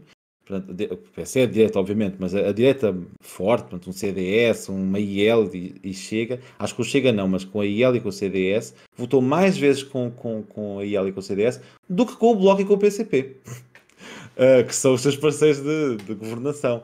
Então, quer dizer, estamos a ver o quanto à direita é o PS, ainda que seja muito mascarado isso. E pronto, no fundo, não tenho assim muito mais a dizer do debate deles. É a minha vez, então. Digo já que isto foi um debate muito longo. Eu vi isto ontem à 1h, portanto, vocês estão a ver como é que o meu cérebro acabou depois de estar a ouvir dois babuínos a dizerem baboseiras, basicamente. Acho que o Rui Rio atacou melhor o Costa do que o Costa ao Rui Rio. Acho que ficou ciente que Costa vai fechar a porta à esquerda, portanto, se as pessoas tiverem em mente uma nova geringonça com uma esquerda reforçada, então façam por isso, porque senão o António Costa não vai por esse caminho. O Rui Rio parece muito mais assertivo, embora lá está, a discussão foram em propostas idênticas, especialmente no SNS, quando especialmente o Rui Rio disse que o SNS não está a trabalhar, não está a funcionar bem, e o António Costa, você é capaz de dizer uma coisa dessas? E o Rui Rio fica a olhar para ele, continua. Esse momento foi bastante engraçado. Mas eles estavam a defender essencialmente a mesma coisa, porque um defende que temos que continuar o trabalho que temos no SNS, que é o António Costa, e o outro defende que temos que mudar e temos que gerir melhor as parcerias público-privadas. Caso não sabem, é o que está mal no SNS. É o dinheiro que não vai para o SNS público, que vai para os privados, que acaba por tornar o SNS aquilo que é, com falta de trabalhadores, falta de equipamento renovado, falta de condições. Portanto, existe aqui uma ideia de que eles defendem modelos diferentes da SNS, mas não, defendem exatamente a mesma coisa, só que um diz, pronto, Rui Rio está um pouco mais realista ao ponto de dizer que o SNS não está a funcionar como deveria estar, e o António Costa diz que está tudo bem, que temos um SNS muito forte, temos é que investir mais. Mas pronto, gritaram um com o outro e ficaram chateados e não sei o quê, mas defendem a mesma coisa. Rui Rio, como já foi falado pelo João neste episódio, quer subir o salário mínimo nacional de forma sustentável, ou seja, não quer subir o salário mínimo nacional. No meio disto tudo, é isto que ele quer dizer. Quer arranjar artimanhas fiscais para arranjar para o PIB subir em 17 mil milhões de euros, mas não diz propriamente como. Também está um bocado perdido na utopia que ele defende, que se baixarmos os impostos ficamos todos ricos e conseguimos pagar todos tudo. António Costa quer aumentar salários, não só o salário mínimo, mas depois recusou as propostas da esquerda para falar sobre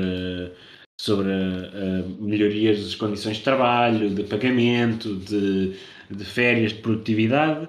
E pronto, a partir daqui acho que o António Costa até teve bem quando falou sobre justiça, mas isso já foi, pronto, a partir daí o meu cérebro saiu. Acho que é Clara de Sousa para a frente, porque ela falou que queria ser mais interveniente no debate que propriamente os candidatos que lá estavam. O Costa é de centro-esquerda, o Rio é de centro-direita, o PS é rosa e o PSD é laranja. Foi assim que eu acabei as minhas notas, porque eu já não conseguia ouvir mais dois candidatos a gritarem um com o outro, a dizer a mesma coisa de formas diferentes. É isto que temos para a governação do país, aparentemente, e volto a frisar, antes de acabarmos esta análise, é isto que nós temos que pensar. Os outros, mais nenhum partido, em princípio, vai conseguir chegar aos 2 dígitos de percentagem.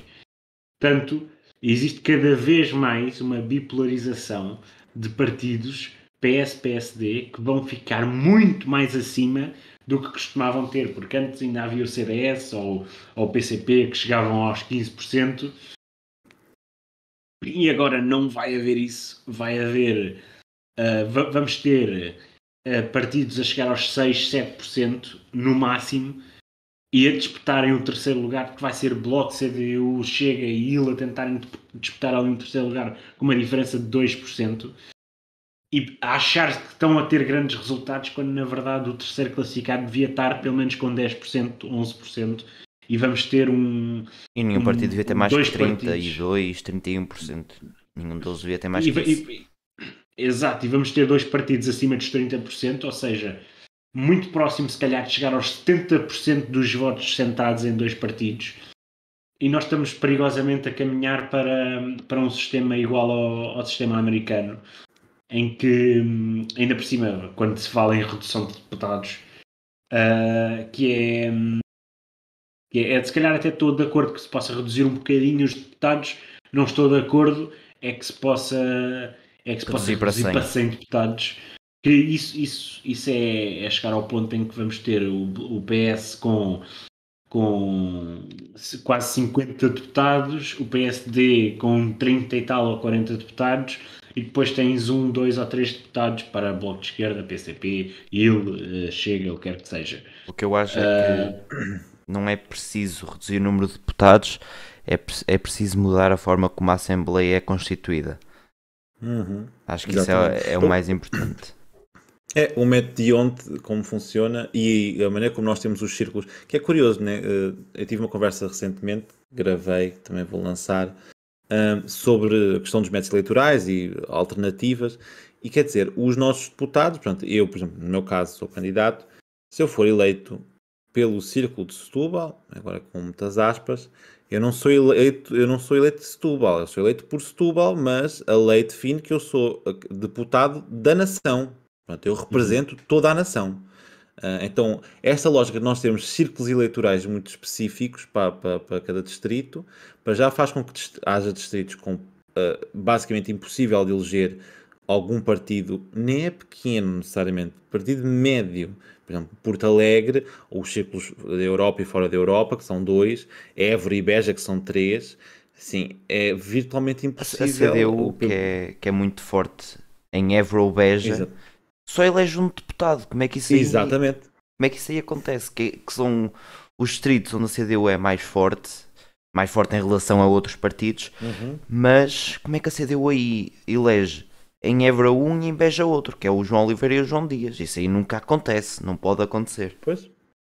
Não, e mesmo em Setúbal, por exemplo, que é o nosso, né, o meu distrito, e que é um pouco o nosso, né, o meu e do Diogo, é um distrito que, ainda que seja grande, a CDU também só elegeu na última 3.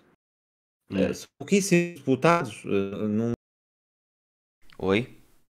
Num privilégio tremendo aos mais votados. Um privilégio que não tem nada a ver.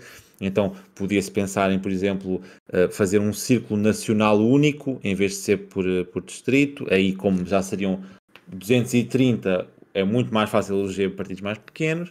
Ou, por exemplo, uma solução que, e isto é o absurdo da situação, não é preciso ir a lado nenhum a dizer, mas o país X, o país não sei o quê, experimentou e deu. Em Portugal, numa região autónoma dos Açores, já há uma alternativa ao que a gente faz aqui.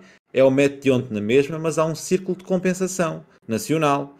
Então, esse círculo de compensação nacional tem alguns lugares reservados para ele, e o que acontece é, os partidos menos votados, mas que ainda têm alguma expressão percentual, vão conseguir eleger por aí. Portanto, os grandes já não elegem por aí, só os mais pequenos. E isso já faz alguma correção, e se vocês forem ver os resultados por círculo nos Açores, veem que o que acontece ali, eu fiz essa conta no outro dia, se forem ver a percentagem de votos que tiveram e a percentagem final de deputados que têm na Assembleia Regional, vão ver que aqueles que eles conseguiram com o Círculo de Compensação Nacional, no caso das ilhas todas, o que eles conseguiram foi que já está muito mais alinhado com o percentual de votação. E que sem aquele círculo, basicamente, partidos que tinham 3%, 5% da votação iam ficar com 1% dos deputados.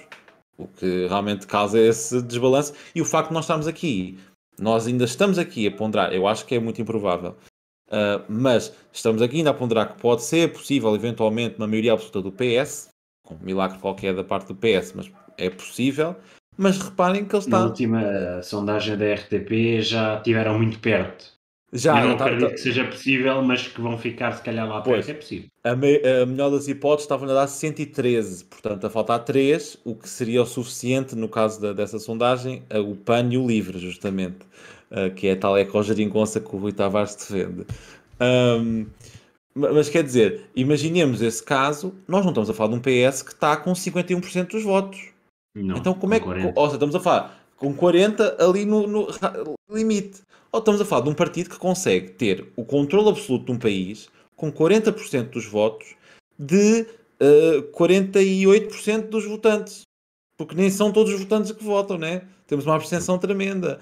Ou seja, estamos a falar de uma porção muito pequena da população que, sem querer, porque não era esse o objetivo, sem querer aquela população determinou, durante 4 anos, um partido governar sozinho em Portugal. E isto tem a ver com o sistema, como a gente monta, justamente como o Perry disse, como a gente monta a Assembleia da República. Até podemos continuar a votar como votamos. E o método de onde, se quisermos mudar, tem que ser por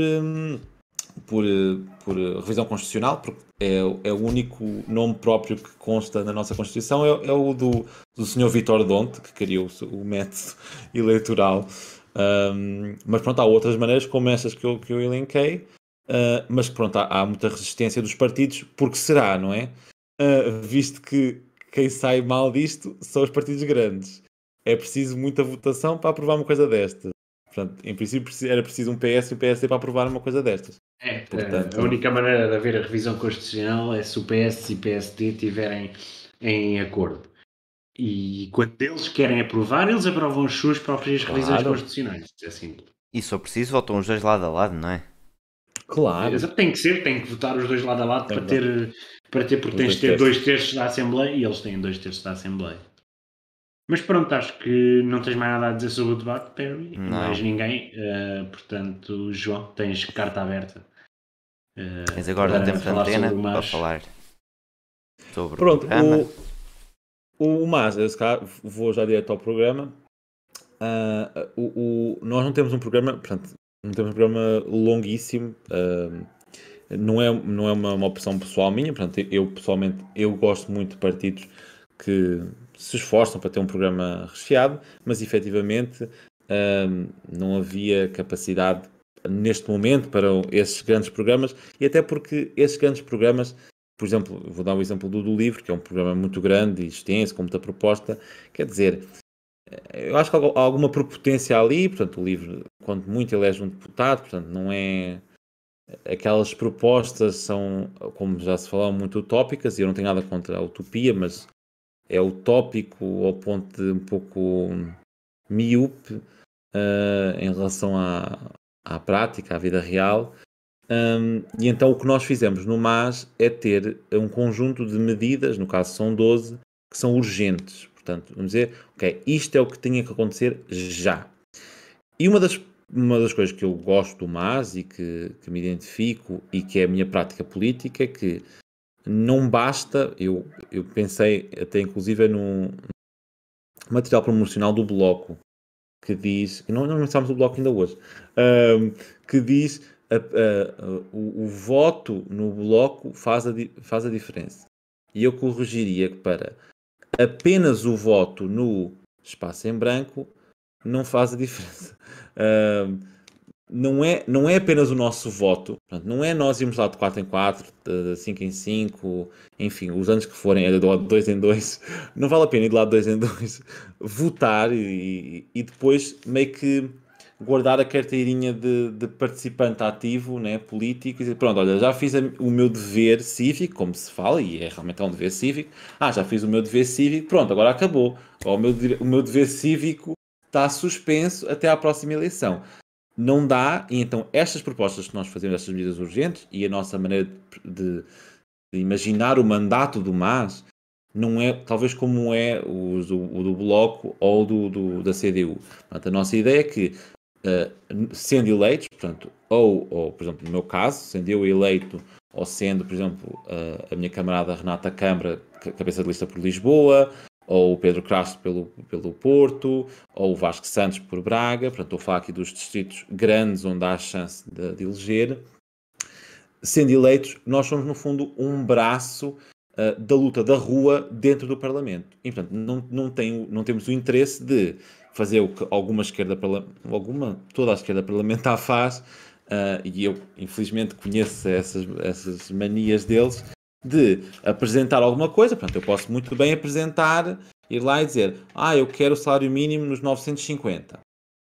Pronto, e depois, naturalmente, como eu já estou à espera, o PS e o PSD votam contra, e aquilo é chumbado, e eu venho cá fazer o choradinho cá para fora. Estão a ver, o PS, quando precisa defender os trabalhadores, mete-se ao lado do PSD e chumba. Pronto, bonito. Pronto, critiquei a posição do PS, não fiz nada. Agora, quem é que tem o interesse deste aumento de salário? Não são os trabalhadores? Não são as pessoas que vivem? Não há muitas em salário mínimo? Temos que mobilizar isso. Não é só apresentar as propostas. Então, nesse sentido, as nossas propostas, estas medidas urgentes, seriam sempre acompanhadas, não de simplesmente escrevermos um projeto de lei ou um projeto de resolução e entregar no Parlamento, mas sim de mobilizar realmente a sociedade civil, não é? Através de manifestações, protestos, para que houvesse pressão social para que o governo, no caso PS ou PSD, tendencialmente PS, pudesse eventualmente ceder. E este é outro dos pontos meus, que é a esquerda precisa ter um bocadinho mais de força negocial e talvez parar com esta lógica de negociar 1 a 1.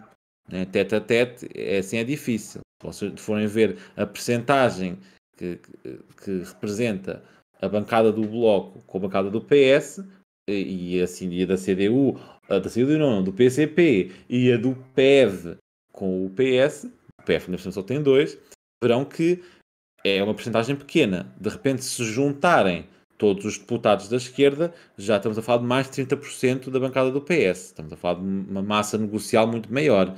Maior ainda se o Bloco, que tem um controle tremendo nos movimentos sociais, e o PCP nos sindicais, se mobilizassem este poder que têm, que é fantástico, não é? Essa infiltração, não estou por acaso neste momento não estou a fazer nenhuma crítica. Estou a dizer que realmente estão presentes nos movimentos sindicais e nos sociais. Se eles usassem essa capacidade para mobilizar esses movimentos, talvez conseguissem mais vitórias. Em vez disso, é um bocadinho água na fervura. Portanto, calma, a gente resolve. A gente está lá no Parlamento, a gente resolve. Mas o PS vai votar contra e o PSD também. Então, indo às nossas medidas. Uma das medidas que para mim são muito importantes são o fim do investimento em falsas soluções verdes, como por exemplo o lítio. Portanto, o MAS, e eu particularmente, tenho uma visão anti-extrativista. Para mim, o que está na terra, fica na terra. Nem é petróleo, nem lítio, não tenho interesse nenhum nisso. Há outras maneiras alternativas. No caso, por exemplo, das baterias de lítio, há baterias de sais eu esqueço-me do nome, mas aquilo acho que é, não é iodo, mas faz por a minha colega Renata Câmara, que sabe muito bem sobre o assunto. Mas, no fundo, com água do mar, né, consegue-se extrair o sal e fazer daí baterias. Minerais. Não é sais minerais, aquilo tem um nome químico, acho que é de sódio, baterias de íons de sódio, é isso, íons de sódio. Quem é que é? Baterias de íons de sódio, recomendo a leitura, procurem a leitura. Pronto, há outras soluções a fazer este extrativismo, e a questão do lítio em concreto é um desastre que não estão bem a ver o drama. Portanto, estamos a falar de minas que estão muito próximas de afluentes do Tejo e, portanto, um desastre nas minas, como acontece em muitos sítios no planeta, seria a contaminação de todo o Tejo até Lisboa, né? Então estamos a falar de muita água que fica inutilizada, como acontece, por exemplo, no Brasil, que a gente conhece muito, desastres ambientais no Brasil nesse sentido. Outra medida também muito importante é o 1%, portanto, fala sempre do 1% para a cultura. Nós defendemos 1% do orçamento do Estado para o combate à violência doméstica, né? A violência de género que é gravíssima. Então nós temos realmente de apressar o Estado com capacidade para combater a violência doméstica, e isso parte para além da violência doméstica, perceber a violência como um todo, e como o PCP fala desses problemas estruturais, perceber o problema estrutural. A resposta não é simples, não é? Nunca é entender só e apenas o paliativo de cuidar da vítima. Isso é essencial. Isto é o foco da situação. Mas, para irmos ao fundo da questão, temos de perceber o que é que levou aí. O que é que levou à criação da vítima, não é? Este agressor, como é que este agressor se tornou o agressor, não é? E isto é muito mais complexo e é preciso um financiamento muito grande, várias equipas, para conseguir adressar o problema como deve ser.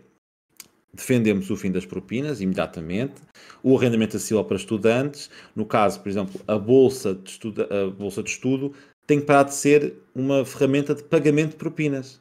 A bolsa de estudo devia ser para ajudar realmente à permanência na faculdade, não é? Eu sei que eu fui bolsista da ação social na universidade, e quer dizer, eu recebia um dinheiro ainda interessante, só que o dinheiro interessante que eu recebia era propinas.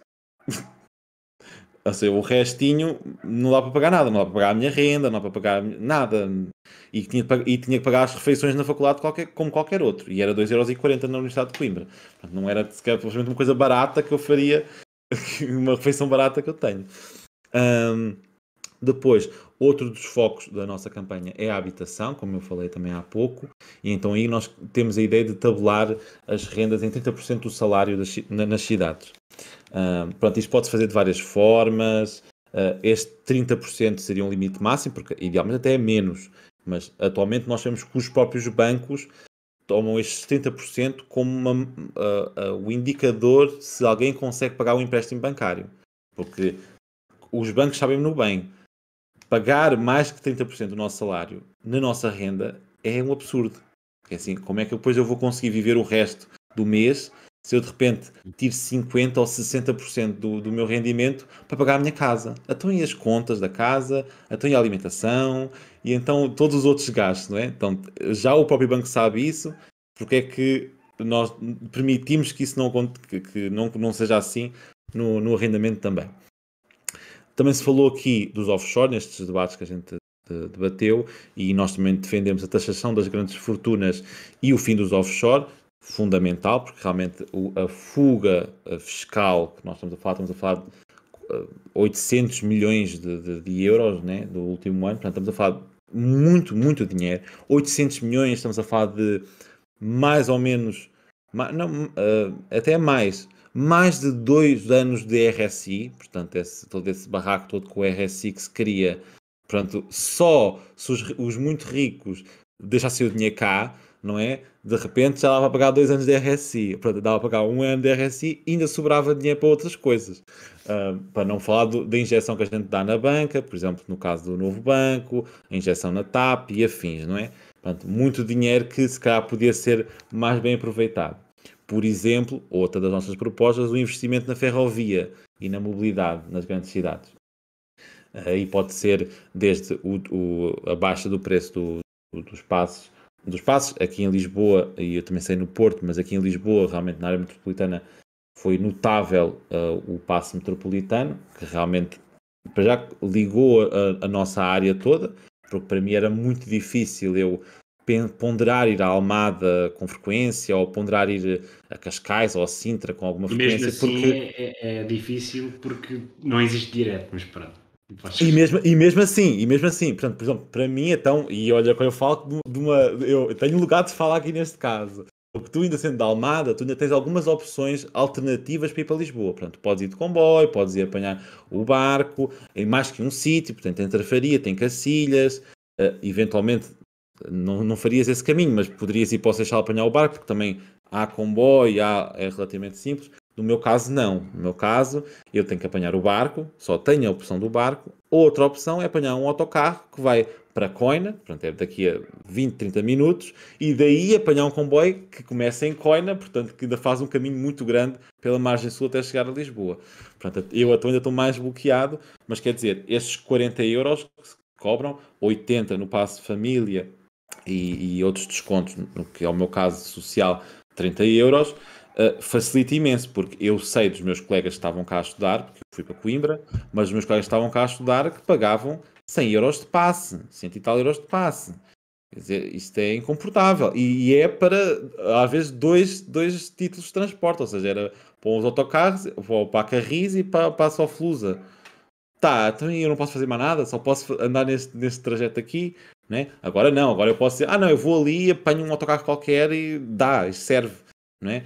Então isso é fantástico. Então, descer isso, investir realmente na ferrovia. Por exemplo, a mim teria muito interesse de defender a reativação de uma ligação da linha sul. Portanto, em tempos houve um comboio, aliás, em tempos o comboio fazia esse percurso do Barreiro até Vendas Novas e Évora, não é? Portanto, fazia esse percurso.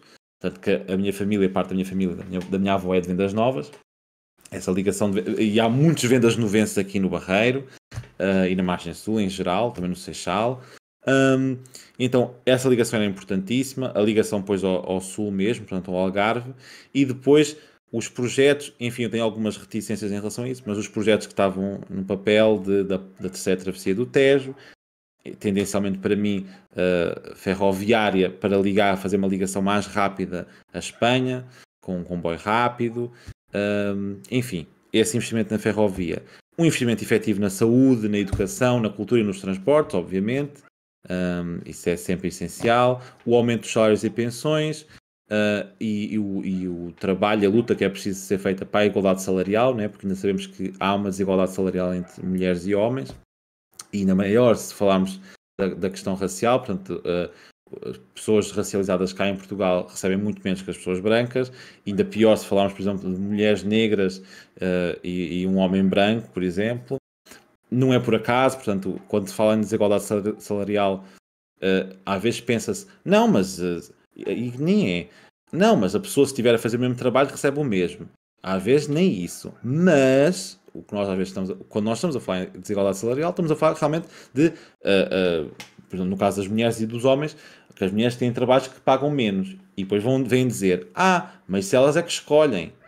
Não, não é assim. Há todo um condicionamento, há toda uma construção social que empurra as pessoas para determinado emprego. Não são as mulheres negras que de repente decidiram todas, não, o que eu quero muito fazer é ser empregada doméstica de alguém. Óbvio que não. É todo um condicionamento, não é, por exemplo, o meu amigo que é refugiado e tantos refugiados que estão lá nas obras a trabalhar que decidiram, não, o que eu queria mesmo fazer era trabalhar nas obras. Não é? As pessoas são empurradas para isso e depois por causa disso há essa desigualdade salarial, então também temos que combater isso. Falando em desigualdade salarial e as questões do trabalho, também é outro dos pontos importantes da nossa campanha. Nós somos pelo fim das empresas de trabalho temporário, por exemplo a Randstad, portanto, terceirizar o trabalho desta forma não está certo. Somos pela prisão e pelo confisco dos bens de quem roubou e endividou o país, portanto, somos realmente intransigentes como a questão dos offshore e a questão destes muito ricos que no fundo fogem. Estes sim, os subsidiodependentes, porque vá de ganhar dinheiro do Estado para as suas contas. E aí, estava a pensar isso há bocado, quando estava a caminho de casa, eu posso defender um PSD, Programa Segue o Dinheiro. Nós, às vezes, não fazemos o esforço de pensar onde é que está o nosso dinheiro e o que é que ele circula, não é? Pensar, por exemplo, um RSI, o dinheiro que a gente ganha do RSI, como, por exemplo, foi estudado, por exemplo, o Bolsa Família, o extinto Bolsa Família no Brasil, todo o dinheiro que o Estado gasta no RSI, ele recebe de volta em mais. É um investimento. Porque esse dinheiro não vai para a Suíça, esse dinheiro não vai para um offshore, esse dinheiro não vai para aí. Infelizmente, algum desse dinheiro vai, porquê? Porque infelizmente as pessoas vão, por exemplo, ao continente, às compras. Algum desse dinheiro, desse lucro, haverá de ir para um offshore.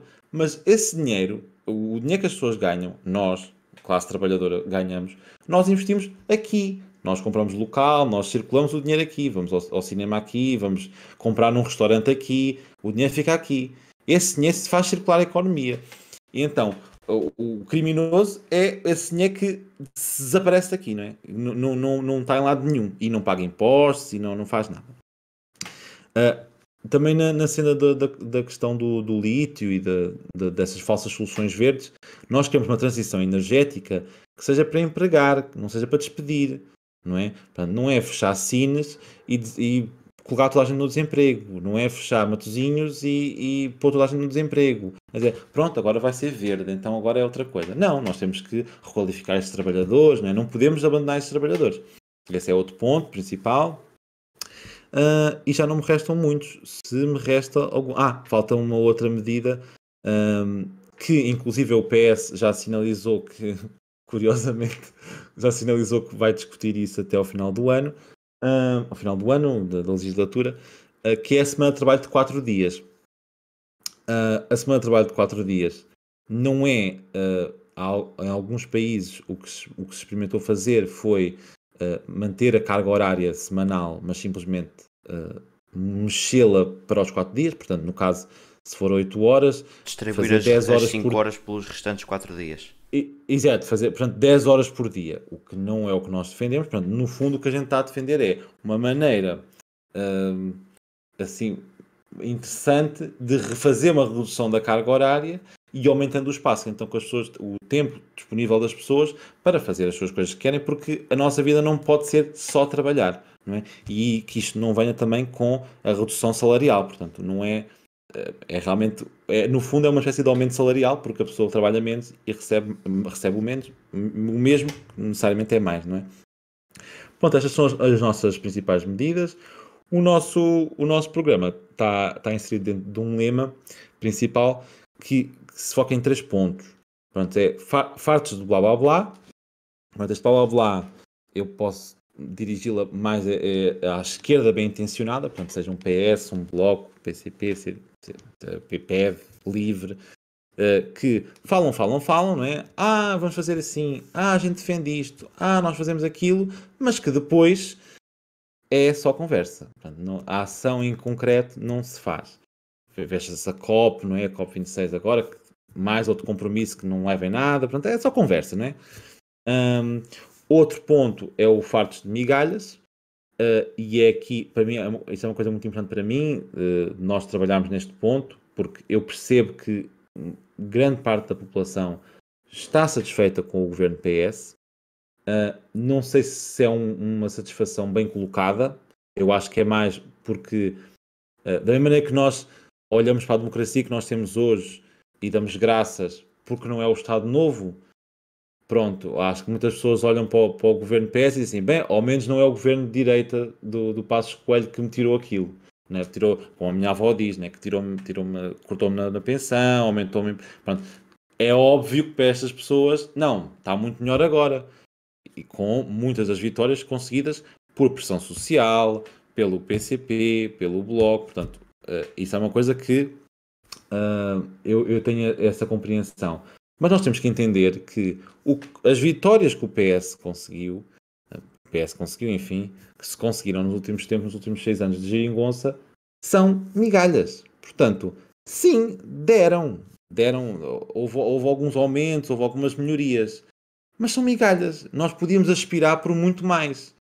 E só não aspiramos porque o PS é extremamente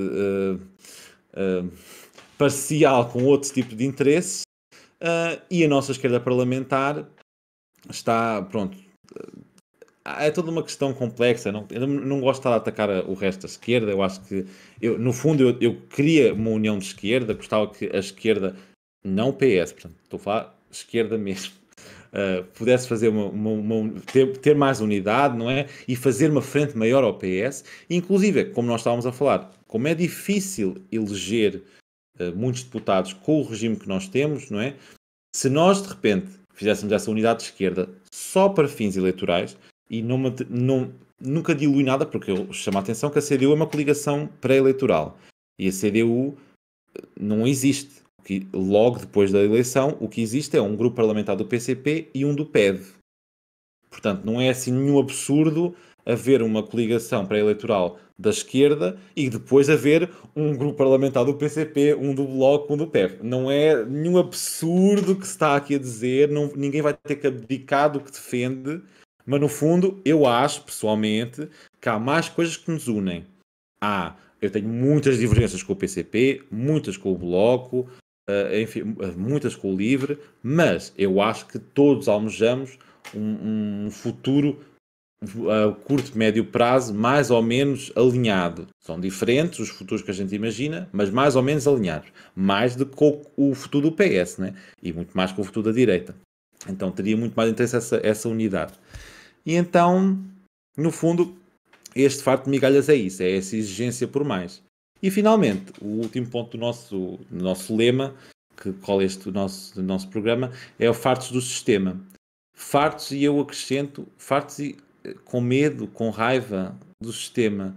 Porque é assim, nós agora temos o sistema a renovar-se de uma forma muito interessante, não é? Que é com um candidato e um partido que se diz antissistema, mas é do mais sistema do que há. Não há nada mais sistema, não consigo ver. Se me pedissem para eu imaginar, imagina lá aí uma coisa, bué sistema, assim, sistema.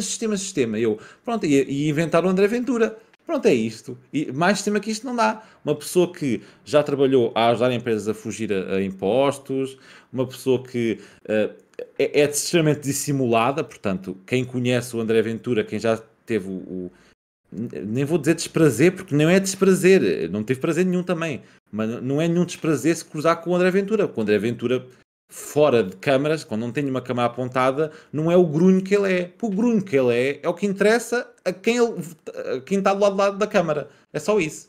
Quem o vê é que interessa esse grunho. De resto, é assim, se os militantes dele no Alentejo o pressionam, a gente quer o voto não sei quê, a gente quer um voto assim, islamofóbico. Ele diz assim, porra, nunca mais me param de chatear, tenho que apresentar o voto. Pronto, ele só está a fazer aquilo que ele percebe que tem que ser feito para conseguir a atração que tem. E depois diz, eu sou antissistema. Eu sou antissistema porque o sistema não sei, vamos fazer o sistema tremer. Ou seja, vamos fazer o sistema tremer elegendo pessoas completamente afetas ao sistema. Somos anticorrupção e depois vamos vamos falando com candidatos do Chega e com pessoas do Chega, pessoas que estão mesmo ligadas ao partido Chega, não é eleitores, não é? Eleitores é uma conversa, mas pessoas ligadas ao Chega, e vamos ver que o que acontece entre o Chega é um pouco o que acontecia, polémico o que eu vou dizer, o que acontecia, mas eu explico, o que acontecia com o PCP na clandestinidade. Portanto, é a criação de uma comunidade, o que alguns partidos não têm essa comunidade tão forte. O que acontece no Chega? Eles juntam-se e, como há pessoas influentes no partido, dizem assim, não, olha, vem, tu podes estudar aqui que eu dou-te uma Chega. Olha, vem trabalhar aqui, a gente dá-te este trabalho aqui. Ora, pessoas que já estão insatisfeitas com o sistema, que não lhes serve, vêm a dizer estas coisas. Não, realmente, a dar soluções simples, né? Simplistas, não ignoram a complexidade dos problemas. As pessoas encontram uma comunidade que lhes dá a possibilidade de ascender socialmente. Como é que estas pessoas vão sair dali?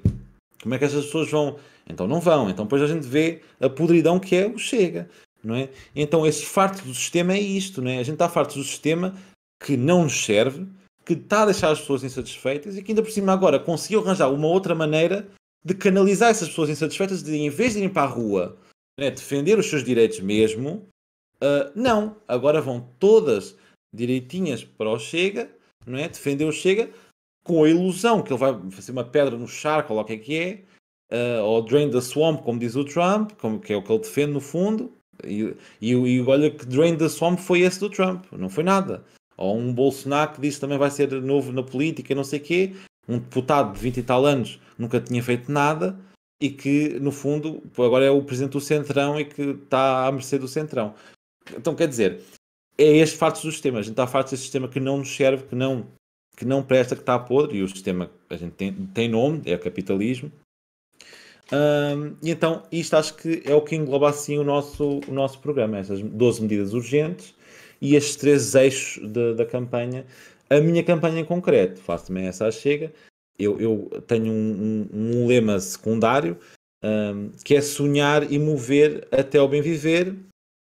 Eu sei que é mais poética, mais lírica, acho eu, mas no fundo porque eu acredito nestes 2 eixos importantes do sonhar. Eu acho que o sonho, eu inspiro muito em Ailton Krenak, que é um pensador, um escritor indígena do Brasil, que fala que o sonho realmente é um eixo fantástico para pensar a realidade, não é? E a partir daí, só que não ficar no sonho, portanto, não é ficar, eu quero um mundo assim. E é mover também, não é? Portanto, eu sonho, eu estruturo o que é que eu quero, não é? E nós pensamos que muitas das nossas conquistas ao longo da história foram sonhos. Há coisas que para nós parece muito distante, mas para as pessoas negras que eram escravizadas, era um sonho serem livres. E agora, bem, apesar de ser muito complexa a situação, agora hoje o são. Portanto, dá para sonhar coisas que nós hoje achamos, isso é utópico, isso nunca vai acontecer. E afinal vai acontecer. Agora, temos é que também mover nesse sentido, é sonhar e mover.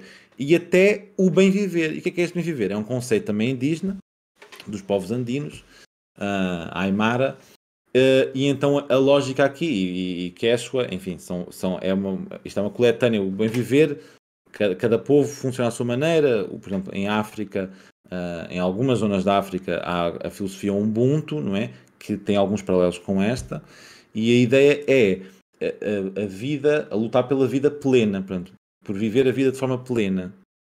E isso é realmente toda a gente estar bem, humanos e não humanos, é não fazer isso, não atingir esse bem-estar em detrimento da natureza, em detrimento do outrem. Portanto, assim, eu não estarei bem enquanto o outro não estiver bem também, não é?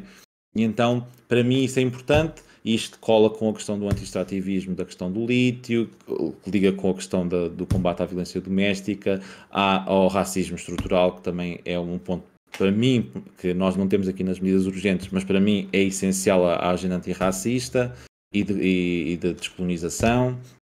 Enfim, acho que pincelei assim algumas coisas, e o que eu posso fazer é recomendar que as pessoas me sigam, que sigam o MAS, e vão acompanhando agora durante a campanha, que vão sendo alguns materiais que explicam um pouco as nossas propostas, a questão a semana dos 4 dias, o próprio estabelecimento das rendas em 30% do salário, também vamos explicar melhor isso.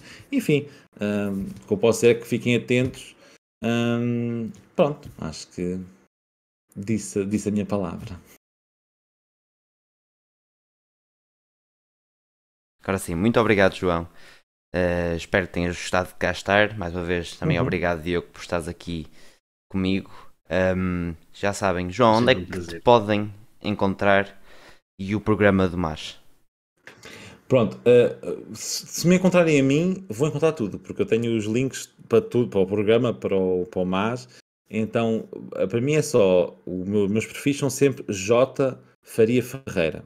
É fácil. No Facebook é que, como não tinha isso disponível, ficou jfariaferreira.pt. Pronto, é a única diferença. Mas é sempre J Faria Ferreira. Se forem ao Instagram, se forem ao Twitter, é sempre o mesmo. E aí vão encontrar sempre os links para todas as redes sociais, para o MAS, para o programa do MAS. O MAS também é simples, é só mas.org.pt. Também facilmente encontram e está lá todo o nosso material. Muito obrigado, João. Já sabem, a comunidade... Os links estão aí todos em baixo, podem seguir onde quiserem. Tem também os meus links e os do Diogo, se nos quiserem seguir no Instagram, Twitch, a mim no Twitter. E acho que foi isso, mais uma vez. Muito obrigado a todos por estarem a ouvir o podcast e vemo-nos na segunda-feira. Tchau, tchau. Tchau, tchau. Muito obrigado.